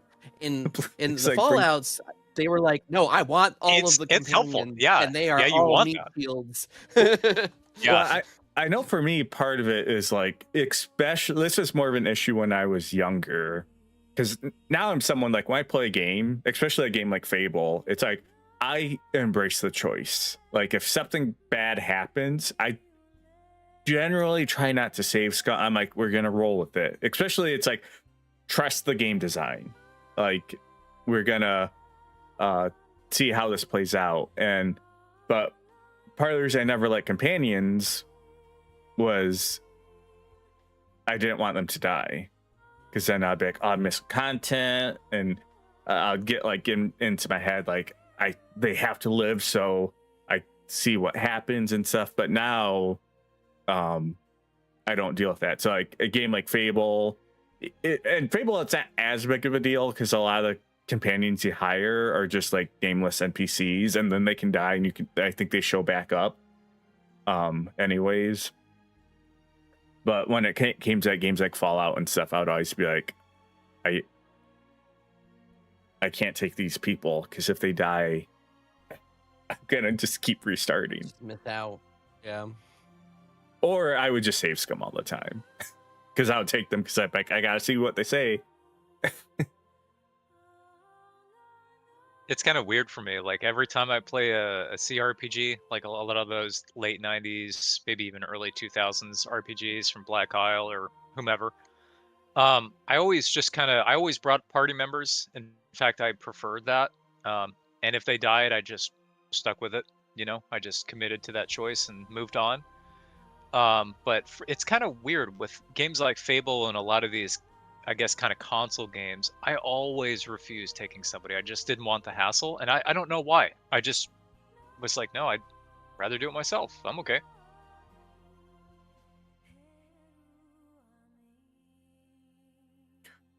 So yeah, I guess, are there other aspects of Fable people want to kind of talk about or bring up? Sure, the open-ended classless progression I really like in general. I wish more games did it. If Dragon Age had classless progression, it would make me very happy. Part of the reason for that is like maybe the companions can have their classes, because that gives them class identity and progression in that specific area. But I think the main character should always have more choice. I like that too, especially when it comes to like tabletop games. I don't like that. I like when you make a character like in a tabletop pen and paper, you're kind of more constrained and locked in. But I do agree when it comes to video games, especially like Fable, and like the Elder Scrolls games are a big example of this too. It's like I like being able to not be constrained, because there's nothing that feels worse to me in a game than I get like 10 or 15 hours in. I'm like, I'm not having fun with the magic, but I'm locked in. and granted, you can be a little bit because you're spent XP and stuff, but you can you have the tools still to adjust how you play the game, and Fable gives you enough XP that when I got to the end of my playthrough, I was maxed out in all my health. I had 3 or 4 magic maxed all the way, including my willpower. I'd speed max, I had a lot of stuff maxed, so it's you have that room to adjust your play to. Yeah, it's difficult because if you were to play a game like KOTOR and you fully commit to doing dual blades and you decide you don't like it and you try to reverse that decision, I don't really remember if KOTOR can let you respec in any way, but if you can't, then you're kind of stuck basically with, well, what you chose. Yeah, I don't think you're getting those levels back. You could always choose to go single saber after that, but at that point you're giving up something else. Yep. And it's hard too, because yeah, you can give up a sword or a blade if you want, but you're not getting the single blade perks, Yeah. Speaking of KOTOR, we'll be playing that in February. But yeah, I'm looking forward to it. I definitely think the leveling system is fun and satisfying. I do also having to come back to the guild and level up, kind of making it a little bit of an event, because it's always satisfying to collect a bunch of XP, and now we go to and we get to spend it, even more than a game like a Skyrim, where it's all right, I got a new perk point, I'm gonna spend it. Because sometimes you'd collect a bunch of XP, especially if you had a boss fight, you got a big multiplier going, and you have a ton so you can upgrade a bunch of things. And I think it does a good job of, I think it can be a double-edged sword in some games. Oblivion is kind of like this, where you level up the skills you use, which I like that, but then you kind of get into that position of, I didn't use this type of magic, now it's super weak, and I have to grind it to level it up, and it can be a kind of a pain in the butt. I like that you get XP for the 3 stats you use, but then you get general XP that can be spent on all of them. So it's if you're still not going magic heavy, and you decide you want to go magic heavy later in the game, because that's kind of how I started. I wasn't using any magic the first couple hours, but then I'm all right, I have all this, or I wasn't using my bow, which is the main way you get skill XP, but it's all right, I'll use my general XP to level up my speed and level up my guile.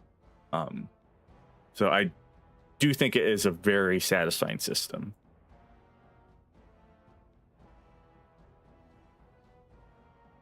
And then the other thing I did want to mention was the some of the darkness of the game was kind of lost on me when I was a kid playing it, and playing it again now is holy shit, there's some pretty dark stuff in here. Oh yeah. Mm-hmm. And then the vibe of it's just kind of goofy, and it doesn't entirely fit the darkness that's behind it all. Yeah, it's definitely that British sensibilities. I also did pick up something else that I kind of missed out. I'm assuming I would have to go back and watch it again, but when you do the fist fight club, they have some innuendos in there. It's I forget exactly what they say, but it's we're a bunch of guys that just basically implying they're almost like a gay sex club, how it's worded. And it cracked me up. I'm pretty sure that's kind of we're just a bunch of boys that like to hang out and fist each other or something. That's that did crack me up. But definitely I missed that playing it as a kid, and even past the ESRB filter. But that's pretty funny. But yeah, I do think it's a part of it's that British style and humor. I also do think we're still like this is like the early days of like professional voice acting, professional like acting mocap and stuff was going on. Mocap was going on in this game, but this was like the start of a lot of the era. So I do think there is still some of like this like it's low budget. You're maybe not having like people taking the most serious stance when it came to like the acting or the writing all the time. And yeah, that sometimes would shine through where it's just like the tones or something would clash hard, and sometimes I'm like, yeah, I don't think this is probably intentional to clash this hard. It's just like, hey, we got to get this done. Someone write this area of the script or this quest, and it just kind of comes out a little off the mark. Yeah, actually, that's something maybe I should kind of touch on here, but I don't know if anybody followed the development of Fable too closely before it released. This game, I don't know, trying to think of a way to word this, but are you guys very familiar with Peter Molyneux and a lot of the promises that he made for Fable leading up to it? I just know he kind of promised it to be like the biggest epic game, if I remember right. Like it was gonna have like the do everything he can in game. Yeah, yeah, there were a lot of things that he was really kind of promising as, Fable as being this title that was going to introduce all these things like you all could, happening in real time, where yeah, you could because kind of watch your hero like age, you can watch a tree grow when you plant it, yeah, I remember all these that. things, and the Yeah, technology, yeah, and the technology just like wasn't there for it at the time. So And he's like as the a Todd result, Howard of his time. yeah, yeah. yeah, I remember pretty what much. Pixel And saying that he talked about. He has a famous quote saying like, "You can plant an acorn and watch a tree grow or yeah, right, something," and because right, everyone's like, "Where's right, the acorn?" right. And so as the game was leading up to release, when it started as Witch World, and then it transitioned into Project Ego, and then it transitioned into Fable, a lot of people were kind of noticing a lot of cutbacks to the game as it went on. They were pretty transparent with their audience, during development, but they had to make some very regretful decisions that people would later find out would not amount to what was initially promised, and people were very disappointed, with the results of the game. Having said that, I'm actually kind of impressed that the game turned out as well as it did despite all those cutbacks, because I still think it's a pretty decent game, if short. Yeah, and I think that's kind of what I feel like when I talk about the game. Just feels like kind of like an epic adventure, and like when I'm again, I'll never forget like when I first beat this game way back in Xbox. It's like I felt like I'd been through a journey, and it is also um one of those games where I think it's like the perfect length. Your first time playing through this game, you're probably putting like 20 hours into it if you're taking your time, 25. I did it in 16, but I was doing most of the side quests, but I wasn't doing like all the demon door. I did the majority, like 80%. But I'd also know I don't have as much like knowledge as Pixel has, but there's aspects of the game like I remember how to get to unlock certain things or where some chests are. Uh, but I think, yeah, it's not that grand epic game that was promised, but for like a 20-25 hour experience, it provides a ton of content. I think a lot of it, I don't think has as much depth as they probably wanted and promised. Like we've touched on, like how you can like buy a house and rent it or buy a shop. Like there's not a ton of complexity to a lot of that stuff. But for 20 hours, you don't really need that, because once you're kind of gets into the game, it's like, all right, I'm kind of satisfied, and there's not much else for me to be wanting to do.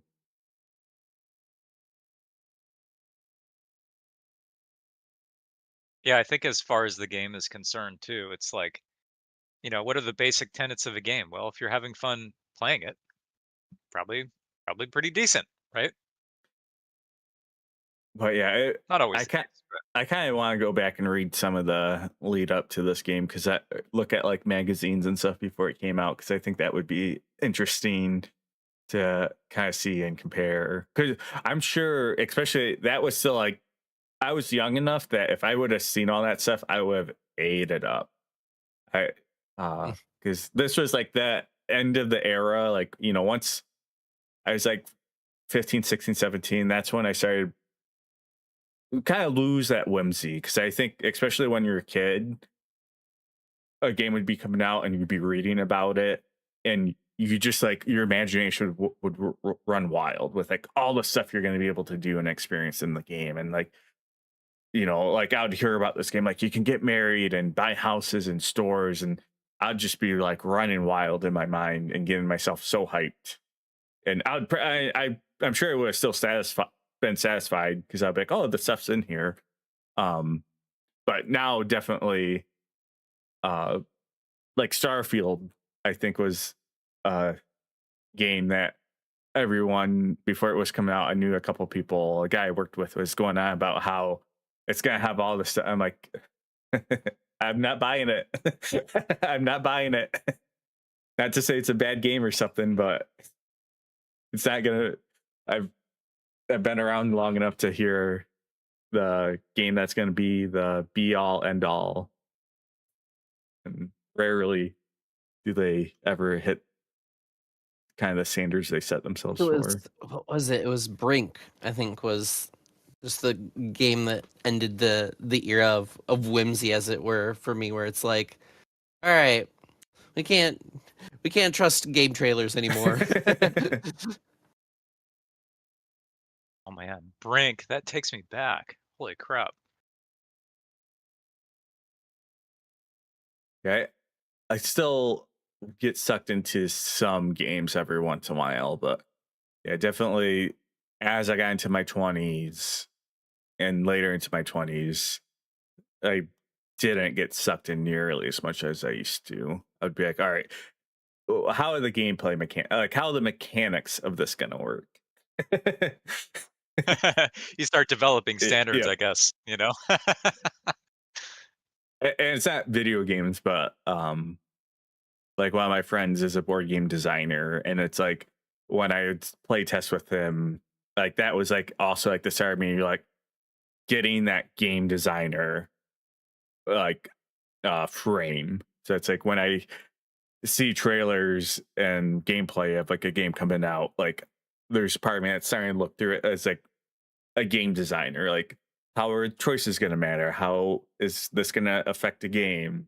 Like a game like this, if you say you can plant an acorn and it can grow into a tree, like, well, what would happen if you just plant that like in front of the front door to the guild? Like, are you gonna soft lock the game and block? It's like no, they're gonna have. It's like they probably won't let you just go wild and do whatever you want. One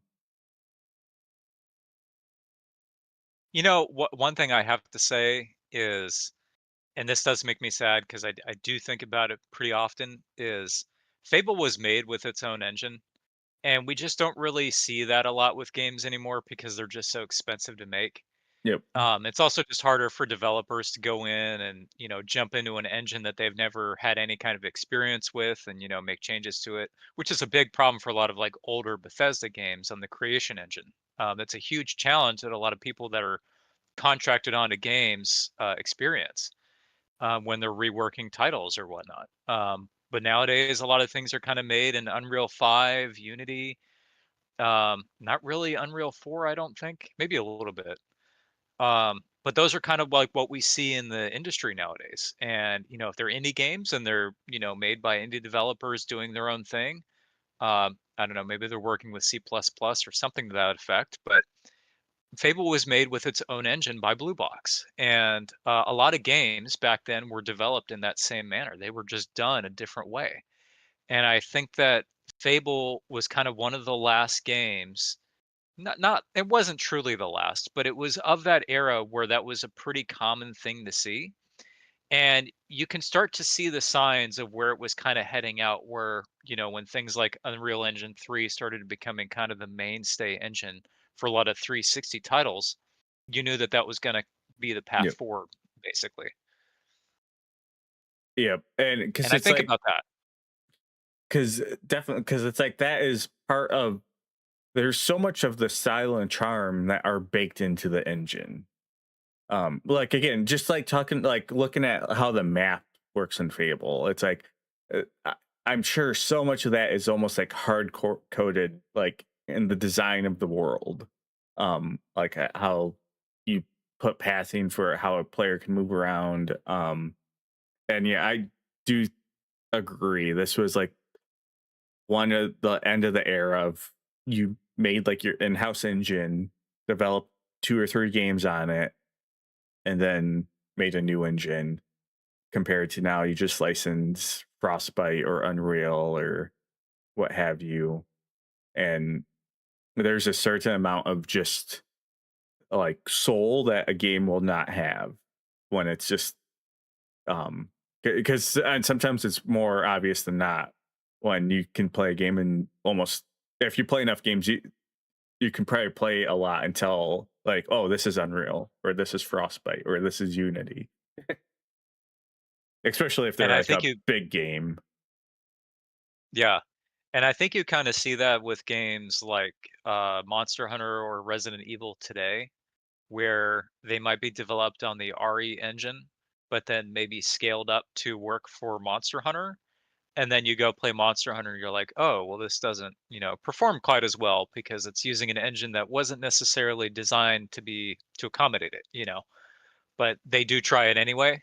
And, Yep. largely it does work out, but, can give you some performance issues if it's not,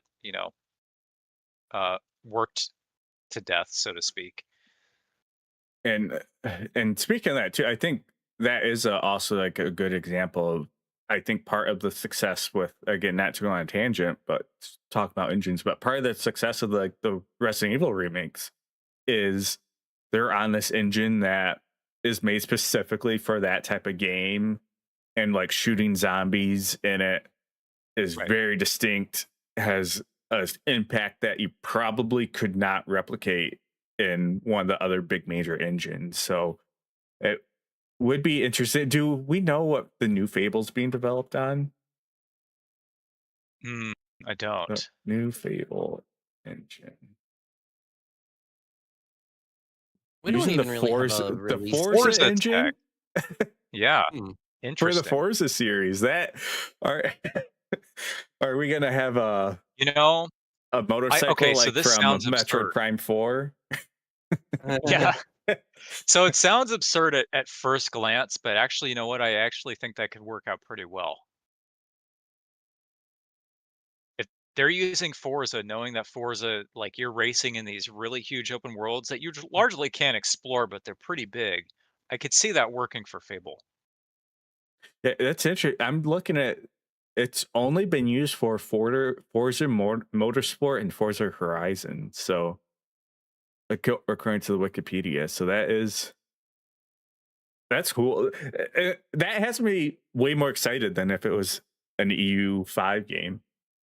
Not that Oh, like, UE5, yeah, yeah, 100%. not that like games are bad because they use a big engine, but again, I think it just, it gives it something to make it exciting and have a certain like flavor that you're not gonna get otherwise. But it also does make me Yeah, think if they're it gonna allows throw in them.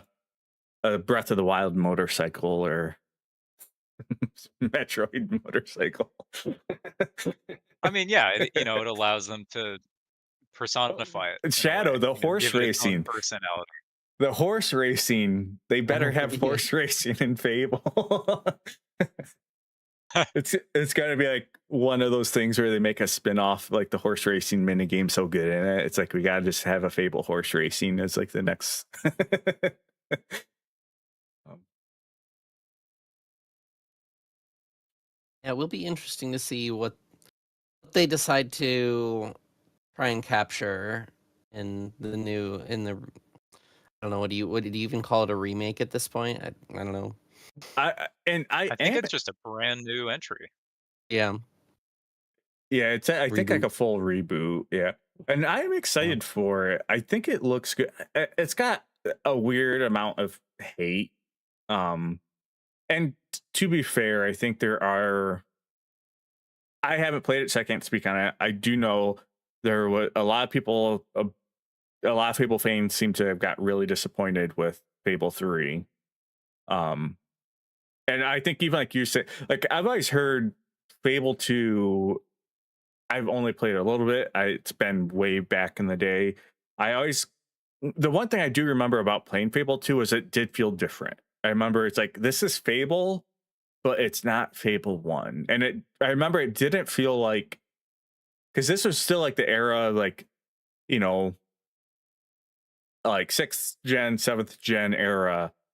A lot of times when you got a sequel, it was like the 80s blockbuster sequel. It's the same but bigger. And Fable 2 did not feel like that to me. I remember it felt like it was a bigger game, but it was slightly different. It wasn't like we are doing the same thing, but we're gonna amplify it. Not that you should always do that. But yeah, I do know Fable there has been a Fable little 2 bit. Oh, go ahead, go Go ahead. ahead. Sorry. Oh, I was just gonna say, I do know there has been with this one coming out, and there's been so much change. You know, the new developer Lionhead Studios, I believe, is defunct now, right? Um, Yep. so, Yeah, the original people I think are 2 Point remnants now are the people that do like 2 Point Museum and 2 Point 2 Point Hospital. Studios, yeah. Yeah, like that's Fantastic the I don't games. know how Some I don't of know how my many of their original people are in there, but that's what their the studio is. Bullfrog guys, yeah, because Yeah. yeah, that's right. Um, but I am excited for Fable from what I've seen, and I think it does look like it's trying to have the charm and kind of the style. We have obviously yet to see if it's going to pull it off, but yeah, what we were saying about Fable 2 Pixel. Well, just that with Fable 2, I very much felt the same way. And obviously, we're not on the topic of the original anymore, but with Fable 2, it did feel like a very different game to me. It didn't feel like it was kind of even in the same universe. It's hard to describe why that was. I think Well, it just it's kind of leaned more into this sort of like maybe high fantasy kind of feel, but it's it like wasn't kind Industrial of like a Revolution. grim dark. Yeah, What's and that? it kind of went like even like it's like a couple hundred years later, and it was Industrial like Revolution with like Right. like early firearms and stuff. Because I remember not liking any of Yeah. that. I was like, I want a fantasy setting, not this like Right. fantasy steampunk Industrial Revolution England setting. Right. And that's the thing. It's, not that's a bad thing for a game. I mean, I love that in my games. I just like for Fable, that's not really what I associated with the name Fable. It's like when I think of Fable, I think of a fairy tale fable, something Yeah, that's kind of grim dark, maybe has like a lot of magic, a lot of sorcery, a lot of like running around with swords and stuff like that. I don't think of guns when I think of Fable. And that was something that Fable 2 did introduce. It's cool that they had it, but it also just felt so different. It was cool that you could play with things like that, but it also just played so differently from the first game. Again, like movement is just basic movement. Character movement is a lot more sluggish in the second game. Like if you were to tilt your controller thumbstick up, it actually takes a second for your character to kind of respond to that. Whereas in the first game, it's like instantaneous. Sword swings are the same way. A lot of times when you're attacking something, it can be a kind of a little glitchy. Like you'll be like shooting a gun or swinging a sword, and you'll notice that the frames of animation are sometimes cut in half, just because the game isn't running very well. And you can do this, you can run this on a 360 or a Series X, and the Series X doesn't really improve performance at all. It's kind of locked at like this like very unstable 30, and it's kind of unfortunate. Um, but the game itself is just so different from Fable 1. It not on top of just playing different, it feels different. Yeah. So I'll be interested to see how it holds up when I play it sometime this year, because I plan getting to it soon. Just because I still really enjoyed my time with this one. Again, I remember again not like hating it. I just was playing it and was like, this doesn't feel like Fable One. It's not scratching the itch. I'm gonna just find other stuff to play. So be interesting to see if I still feel that way. The one thing I will say is I do think the cover for Fable 2 slaps. I love the cover for Fable 2. And I Um think didn't they make the decision to not like actually release Fable 2 on PC? Like it's a correct, yeah. 360 only exclusive, right? Yep. Yeah, so that was another interesting digression. Like the first one they like released it on Xbox and then they released it for PC. Like had a Yep. PC release. So Mhm. Yep. it's another interesting digression that they Yeah, that was did. I have a YouTube video on this. That's I kind of lend that towards uh I'm surprised the first Fable got a PC release, but I always call that era like 2002 to like 2010, The dark like era of the dark PC era of games. PC gaming. And I think there's so many studios that just wanted you, especially since they're owned by Microsoft, they just wanted you to buy it through the 360. So there's that licensing fee. That was when piracy was like the most rampant. And Was that I the think, Games for Windows Live era too? yep, yep, Yeah, that's part that's of what the I thought. dark age. You had Yep. games or Windows Live, which I think Lost Chapters was originally. Hmm. And then it came to Steam. Um, but yeah, and then yeah, 3 obviously didn't get a PC release. So which there is it's got better. There's a 360 emulator for PC. I've used it a bit in my Steam Deck, but it is still very iffy on what games it works well on. So I don't know how it handles Fable 2 or 3.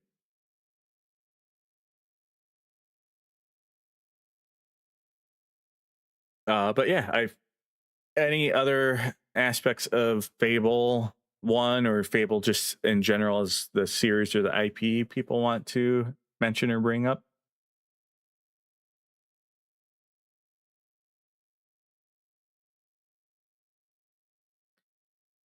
If not, I think and people can spend as long as they want on this or not. But I mentioned so start of the new year. Uh, a couple of questions I kind of threw out there if people want to give responses to were what was your personal game of the year last year? Uh, any game you're looking forward to the most this year, and any predictions, even if they're super like wild left field. Um, I know for me, I in one of my streams a couple weeks ago, I was kind of going through it. I think my game of the year was Anno 2070. Uh, 2 Point Museum was really close to getting it, snabbing it. Um, even I think EU5 was up there, but uh, I'm just a sucker for Rome. I know there's that kind of meme and joke a while ago about asking your boyfriend or husband how many times a week does he think about the Roman Empire. I'm Yeah. definitely one of those people. It's like probably near daily. It pops into my head.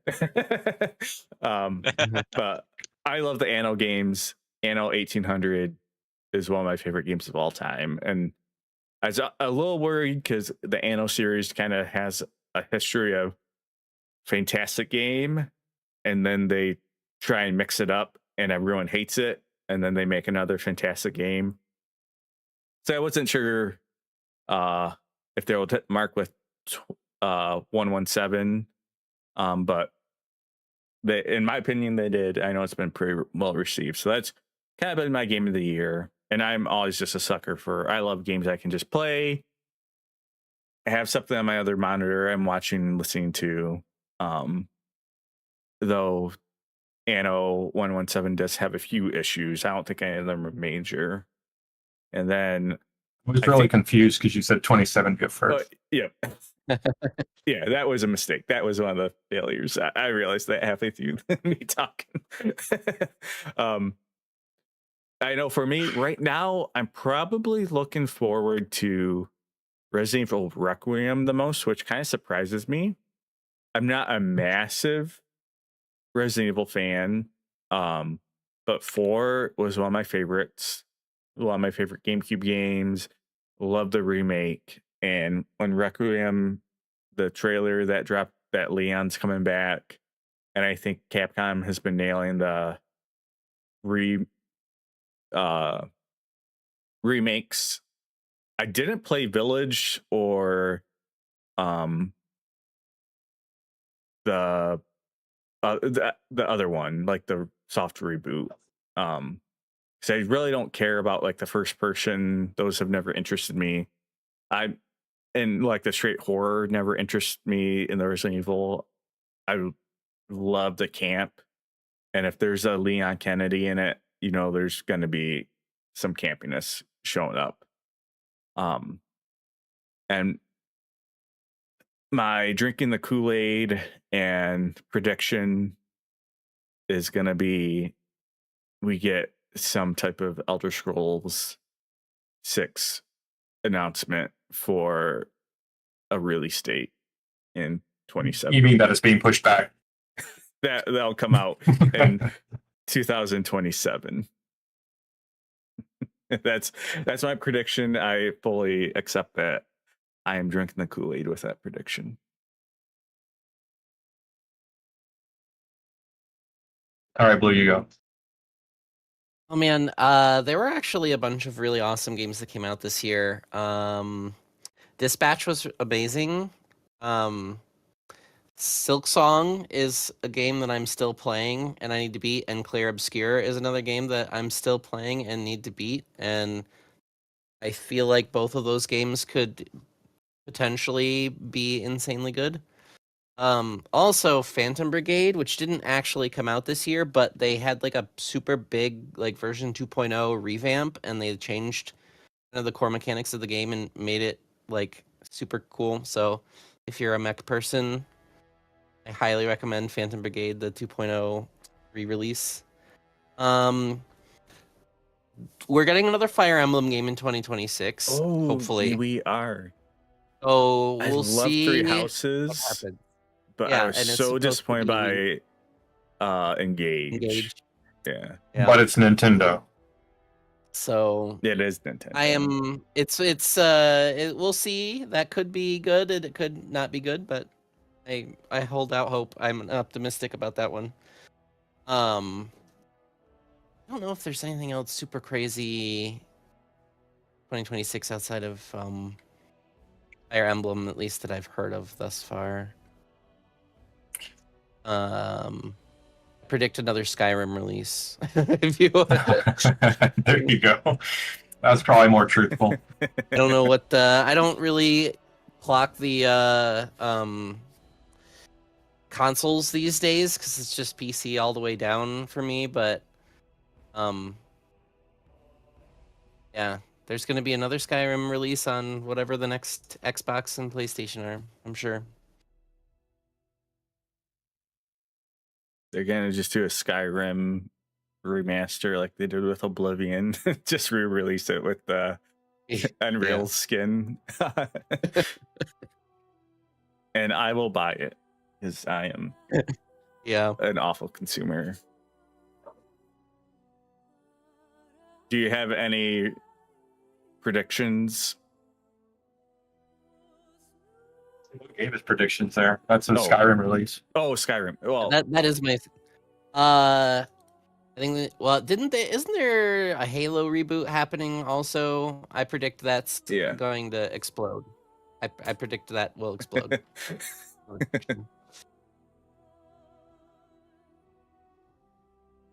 All right, Pixel. I think for me, I don't really know if there's a whole lot that I'm excited about. Maybe Dragon Quest VII Reimagined, just because it's a completely reimagined version of Dragon Quest VII, which is great. I'll be honest, I'll be the first one to say I haven't really been keeping up on games or upcoming games too much. Predictions though, definitely the Halo remake for sure. I think that that's going to be interesting to see, because I don't know how that's going to turn out. I have kept up on it a little bit, and from what I see, I mean, being somebody that is a massive fan of the first three especially, um, I have some problems with it already, but Well, is it? I think I heard people complaining because does it have sprint? Because I know that's like one thing they hate. People hated that the later it ones does. brought in. Yeah, so It I know does, that's and they do say that you can disable it, but that's always a hard conversation for me, because if you have a feature in a game like that you can just turn off and disable when the game was never really designed around it, I don't know. Like, yeah. I don't know how you can have that conversation, because the way that you move in the game, like just the way that you move, the way that you jump, the floatiness of your character is like kind of built into the game's design. And I don't really know how enemy AI is going to react to you having the ability to sprint. I mean, the whole point of the flood is they push you back. They change the gameplay dynamic on you, because the first half of the game, especially in the first game, I mean, you're just fighting Covenant, you're pushing them back. The flood changes that gameplay dynamic completely by overwhelming you. What would that mean when you have sprint if you could outrun them? I don't know. I'm fast as fuck, boy. You're gonna give the flood sprint as well. Right, exactly, yeah. How does that work? Yeah. But then you disabled sprint, now you're fucked. Right, exactly, yeah.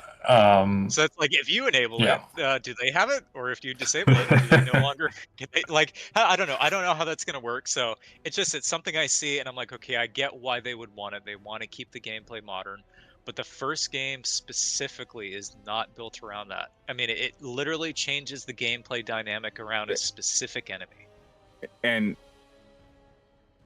And from what I know from some of the people I've heard talk about Fable, or not Fable, about Halo, it's like a lot of people just like that's like a huge like trust issue with the design of the game, because like you're saying, movement is such an aspect of Halo. Like I still remember like my friends playing it back in the day, and it's just like you feel like you're almost like in a mech suit, like jumping and moving. You feel like it's one of those games where the movement in the first three, the way you move and jump and float, you just feel powerful, even without shooting the gun. And I think the big worry is like the sprint aspect is gonna, like, that's a step in the direction of making it feel just like a Call of Duty, like a modern shooter, and it but hopefully they pull it off.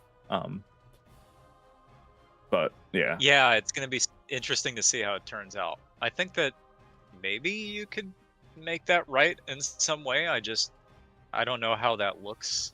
And I think that the first game is just so, I don't know, like, it's just so crucial to really nail that. And if you don't, man, a lot of people are going to be like, oh, this is the flood, this is what they do. Oh, they're a joke, like they're supposed to be overwhelming, and they're supposed to push you back. That's the whole point. All right, Taylor. I'm going to preface this with saying that I have not played Expedition 33 yet, although I will eventually. But my game of the year was Kingdom Come Deliverance 2.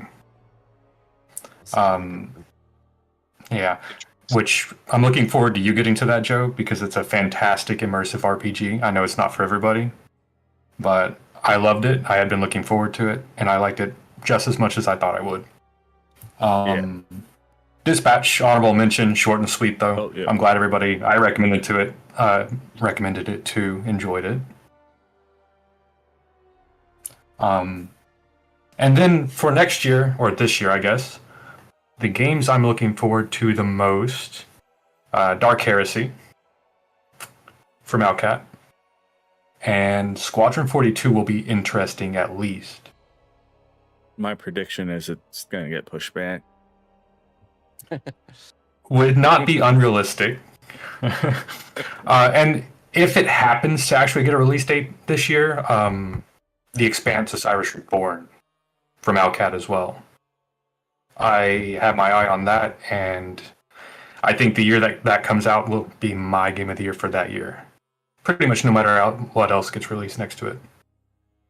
Yeah, I still need to Ooh, Dark finish. Heresy looks kind of cool. It's giving me sort of like Torchlight vibes a little bit. Yeah, Owlcat is What- fantastic. If you've not played their games, they are Yeah, the gold standard for like CRPG. and I have read that the new mechanic for Dark Heresy, the investigation system, is getting good reviews from the testers. So that's nice. That is kind of exciting. Other thing is the other 40K shindig is Total War Warhammer 40K. Oh yeah. Oh, is Which that coming out? Did they announce it? I don't think that'll be 26. I don't think they have an announced release date yet. So it may be 2026. It may not. But Yeah, that and Medieval the game 3, that exists now. I'm excited for both of those. But yeah, catching up in chat too. Oh, Yeah, forgot to Miss mention, Moon. Oh, go ahead. Oh, Miss Moon, go ahead. Oh, I say Miss Moon saying that everyone's trying to get their games out before GTA 6 hits the shelves. That'll get pushed back again. Which I'm like, the GTA games are like one of those games like I always have fun with them, and I'm sure I'll play it. I enjoyed 5 a lot, even though it's like a super old game now. But my main thing with GTA 6, it's like they've went so hard on like the online and all those games, and I feel like the online is awful. Like not. I had a little bit of fun in Red Dead Online, but it's still like super grindy. But that said, I guess the single players have still been good, but I'm excited for it. Though I'm like not hyped.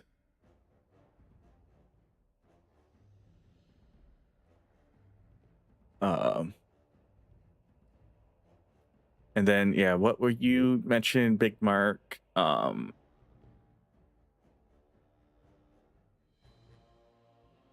I can't screw up in my chat log.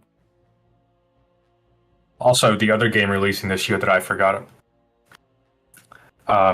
Menace is releasing. So if you are a tactics enjoyer, like XCOM style, Menace is something to look out for.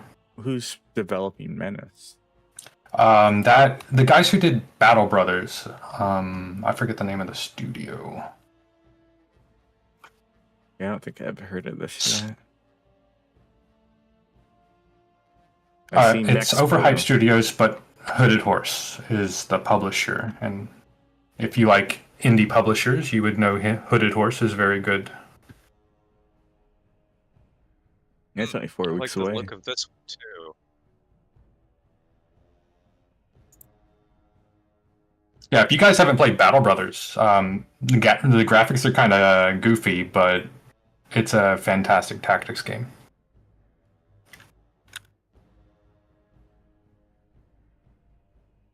Yeah, I like the way this one looks. This is kind of cool.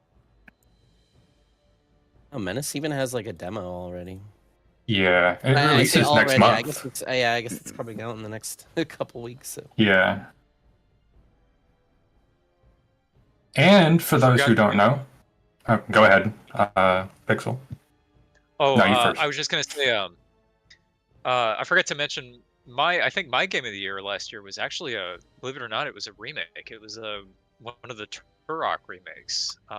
Mostly because yeah. I just never really got a chance to finish through Turok 2 when I was younger. I did play it when it came out. Never really beat it. Went back to go do it again with the remakes that were released physically for the PS5, and I was very impressed with that. I thought it held up extremely well. It's funny that you say that. I literally picked this up like 2 days ago. Nice. Strategy guide. Yeah. Yeah, Okay. so I played through. I played through Turok 1 and 2 last year, and I mean it was the end of last year, but I was so impressed. They hold up so well. They're so efficient and they're so simple. But like as far as FPS games go, great. Just still so good. Yeah, I played through one of the remakes or the remaster. Because did they do like full remakes? Because I have like the remasters. No. No, Um, they were remasters. They were Yeah. they were just basically touch-ups on the engine. I think they were made in the Carbon engine as far as I Yep. know. Yeah, because I Yeah, went through but they're and all they play the same, you know. yeah, I went through and beat them when they released digitally, and yeah, I had such a fun. But yeah, I think that 3 just came out recently. I don't think I've bought and played 3. I think so, and I think that's why they released them Yep. physically, because they had all 3 on the disc. Is that Now I I only need to got play through the 3. first 2. Yeah, the first 2 are such good games. I may I be a hear the sucker. third is pretty good too. I never played it, but I may be a sucker. am I gonna try love it this year. Oblivion. Another good one to put on people's radar that I just remembered: Heroes of Might and Magic Olden Era is coming out this year, and it is a remake of Heroes of Might and Magic 3. Which, if you know Joe, anything, this one will excite you. Another game that's releasing first quarter of this year, Gothic 1 Remake. Oh yes, that's right. It That's does right. and doesn't. That's been a turbulent development. I'm still excited, but it's kind of the Halo issue. Where they're changing too much. They're changing too much. Not all of it I hate. It's just the stuff they're changing. It's like you have to nail it. Is the issue. So there's a lot of people that are just like it sucks. It's like I can't stand that type of like Discord online. It's like no, like it could be good. It could be better or just as good. Let's hope that the first Gothic is like a test bed for Gothic 2, because if this gives them the green light for Gothic 2, I Oh, I want know. that to be really good. I still tell people go back and play Gothic 2. Even you don't even have to play the first one. Gothic 2 is one of the best RPGs ever developed. Got to get it on XP Monthly. Huh? And Owlcat actually did so well with Rogue Trader that they started publishing indie games. And they're publishing a game called Shadow of the Road, which is a turn-based RPG in basically steampunk Japan with Japanese folklore. Big Mark knows what's up already in the wish list.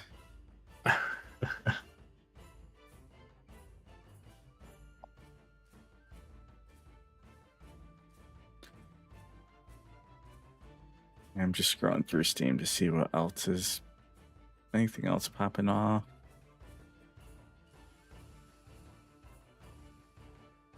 But yeah, hopefully, there's not like a ton of huge stuff this year. I think had a lot more like big titles I was like really excited for. But I'm not gonna sleep on Heroes, Gothic, Resident Evil, Total War, Warhammer, if that comes out this year. And I think even the new Fable, I think. Oh. Did anybody mention Saros yet? No. No. I think Saros is one that I've kind of had my eye on a little bit. That does look a little interesting to me. How do you spell that? Saros. Or it must not be on Steam.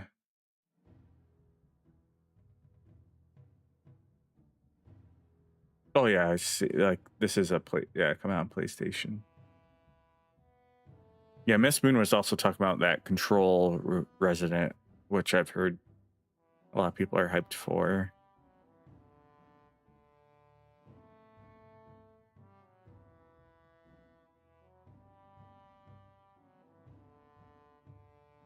Yeah, Saros. I don't know how you pronounce it, but looks kind of interesting to me. It looks a little bit like Control in a way. Yeah.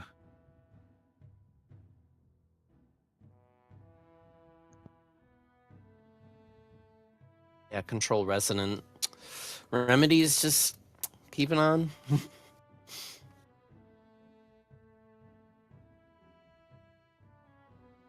All right. Well, I think that kind of touches a lot of what we're looking to cover. Does anyone have anything else they would like to add or talk about just before we start to sign off here?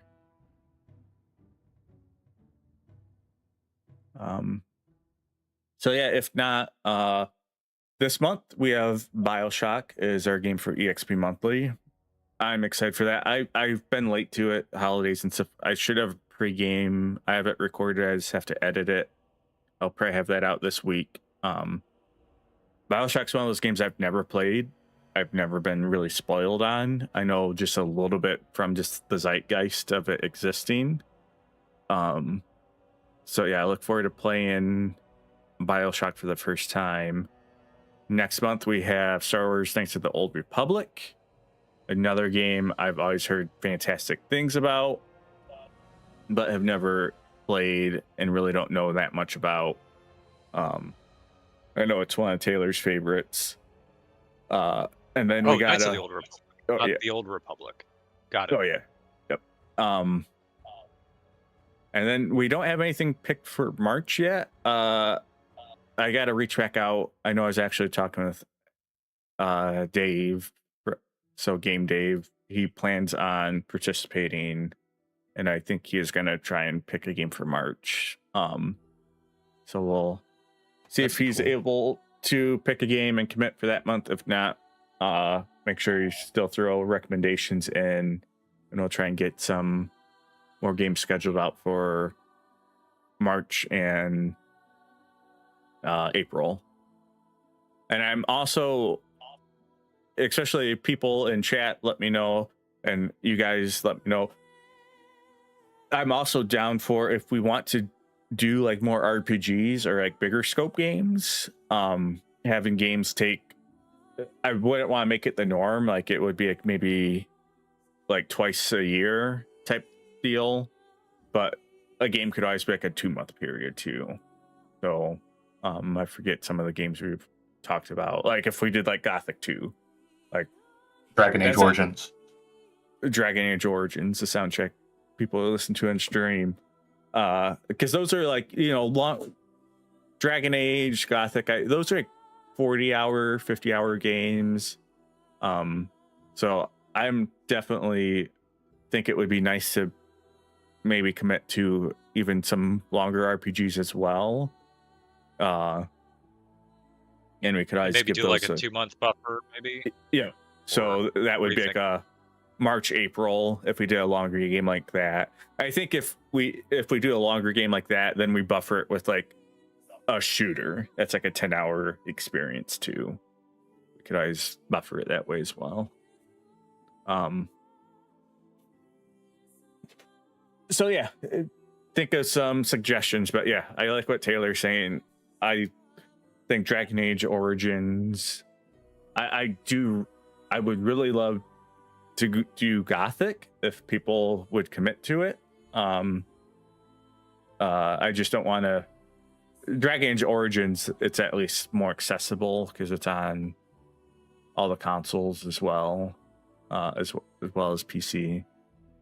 Gothic, you're kind of not only locked into PC, but you're also kind of locked into a little bit of fiddling to probably get that to run. So it's not the hardest game to get to run. I think there's a fan-made patch that I think fixes a lot of stuff. But yeah, that is this month's EXP Monthly. Again, huge thanks to all of you for joining me in this and everyone in chat hanging out, participating, and look forward to having this kind of continue to kick off in 2026. So I'm Filbert. Thanks for hanging out, and I will catch you guys next time. Bye bye.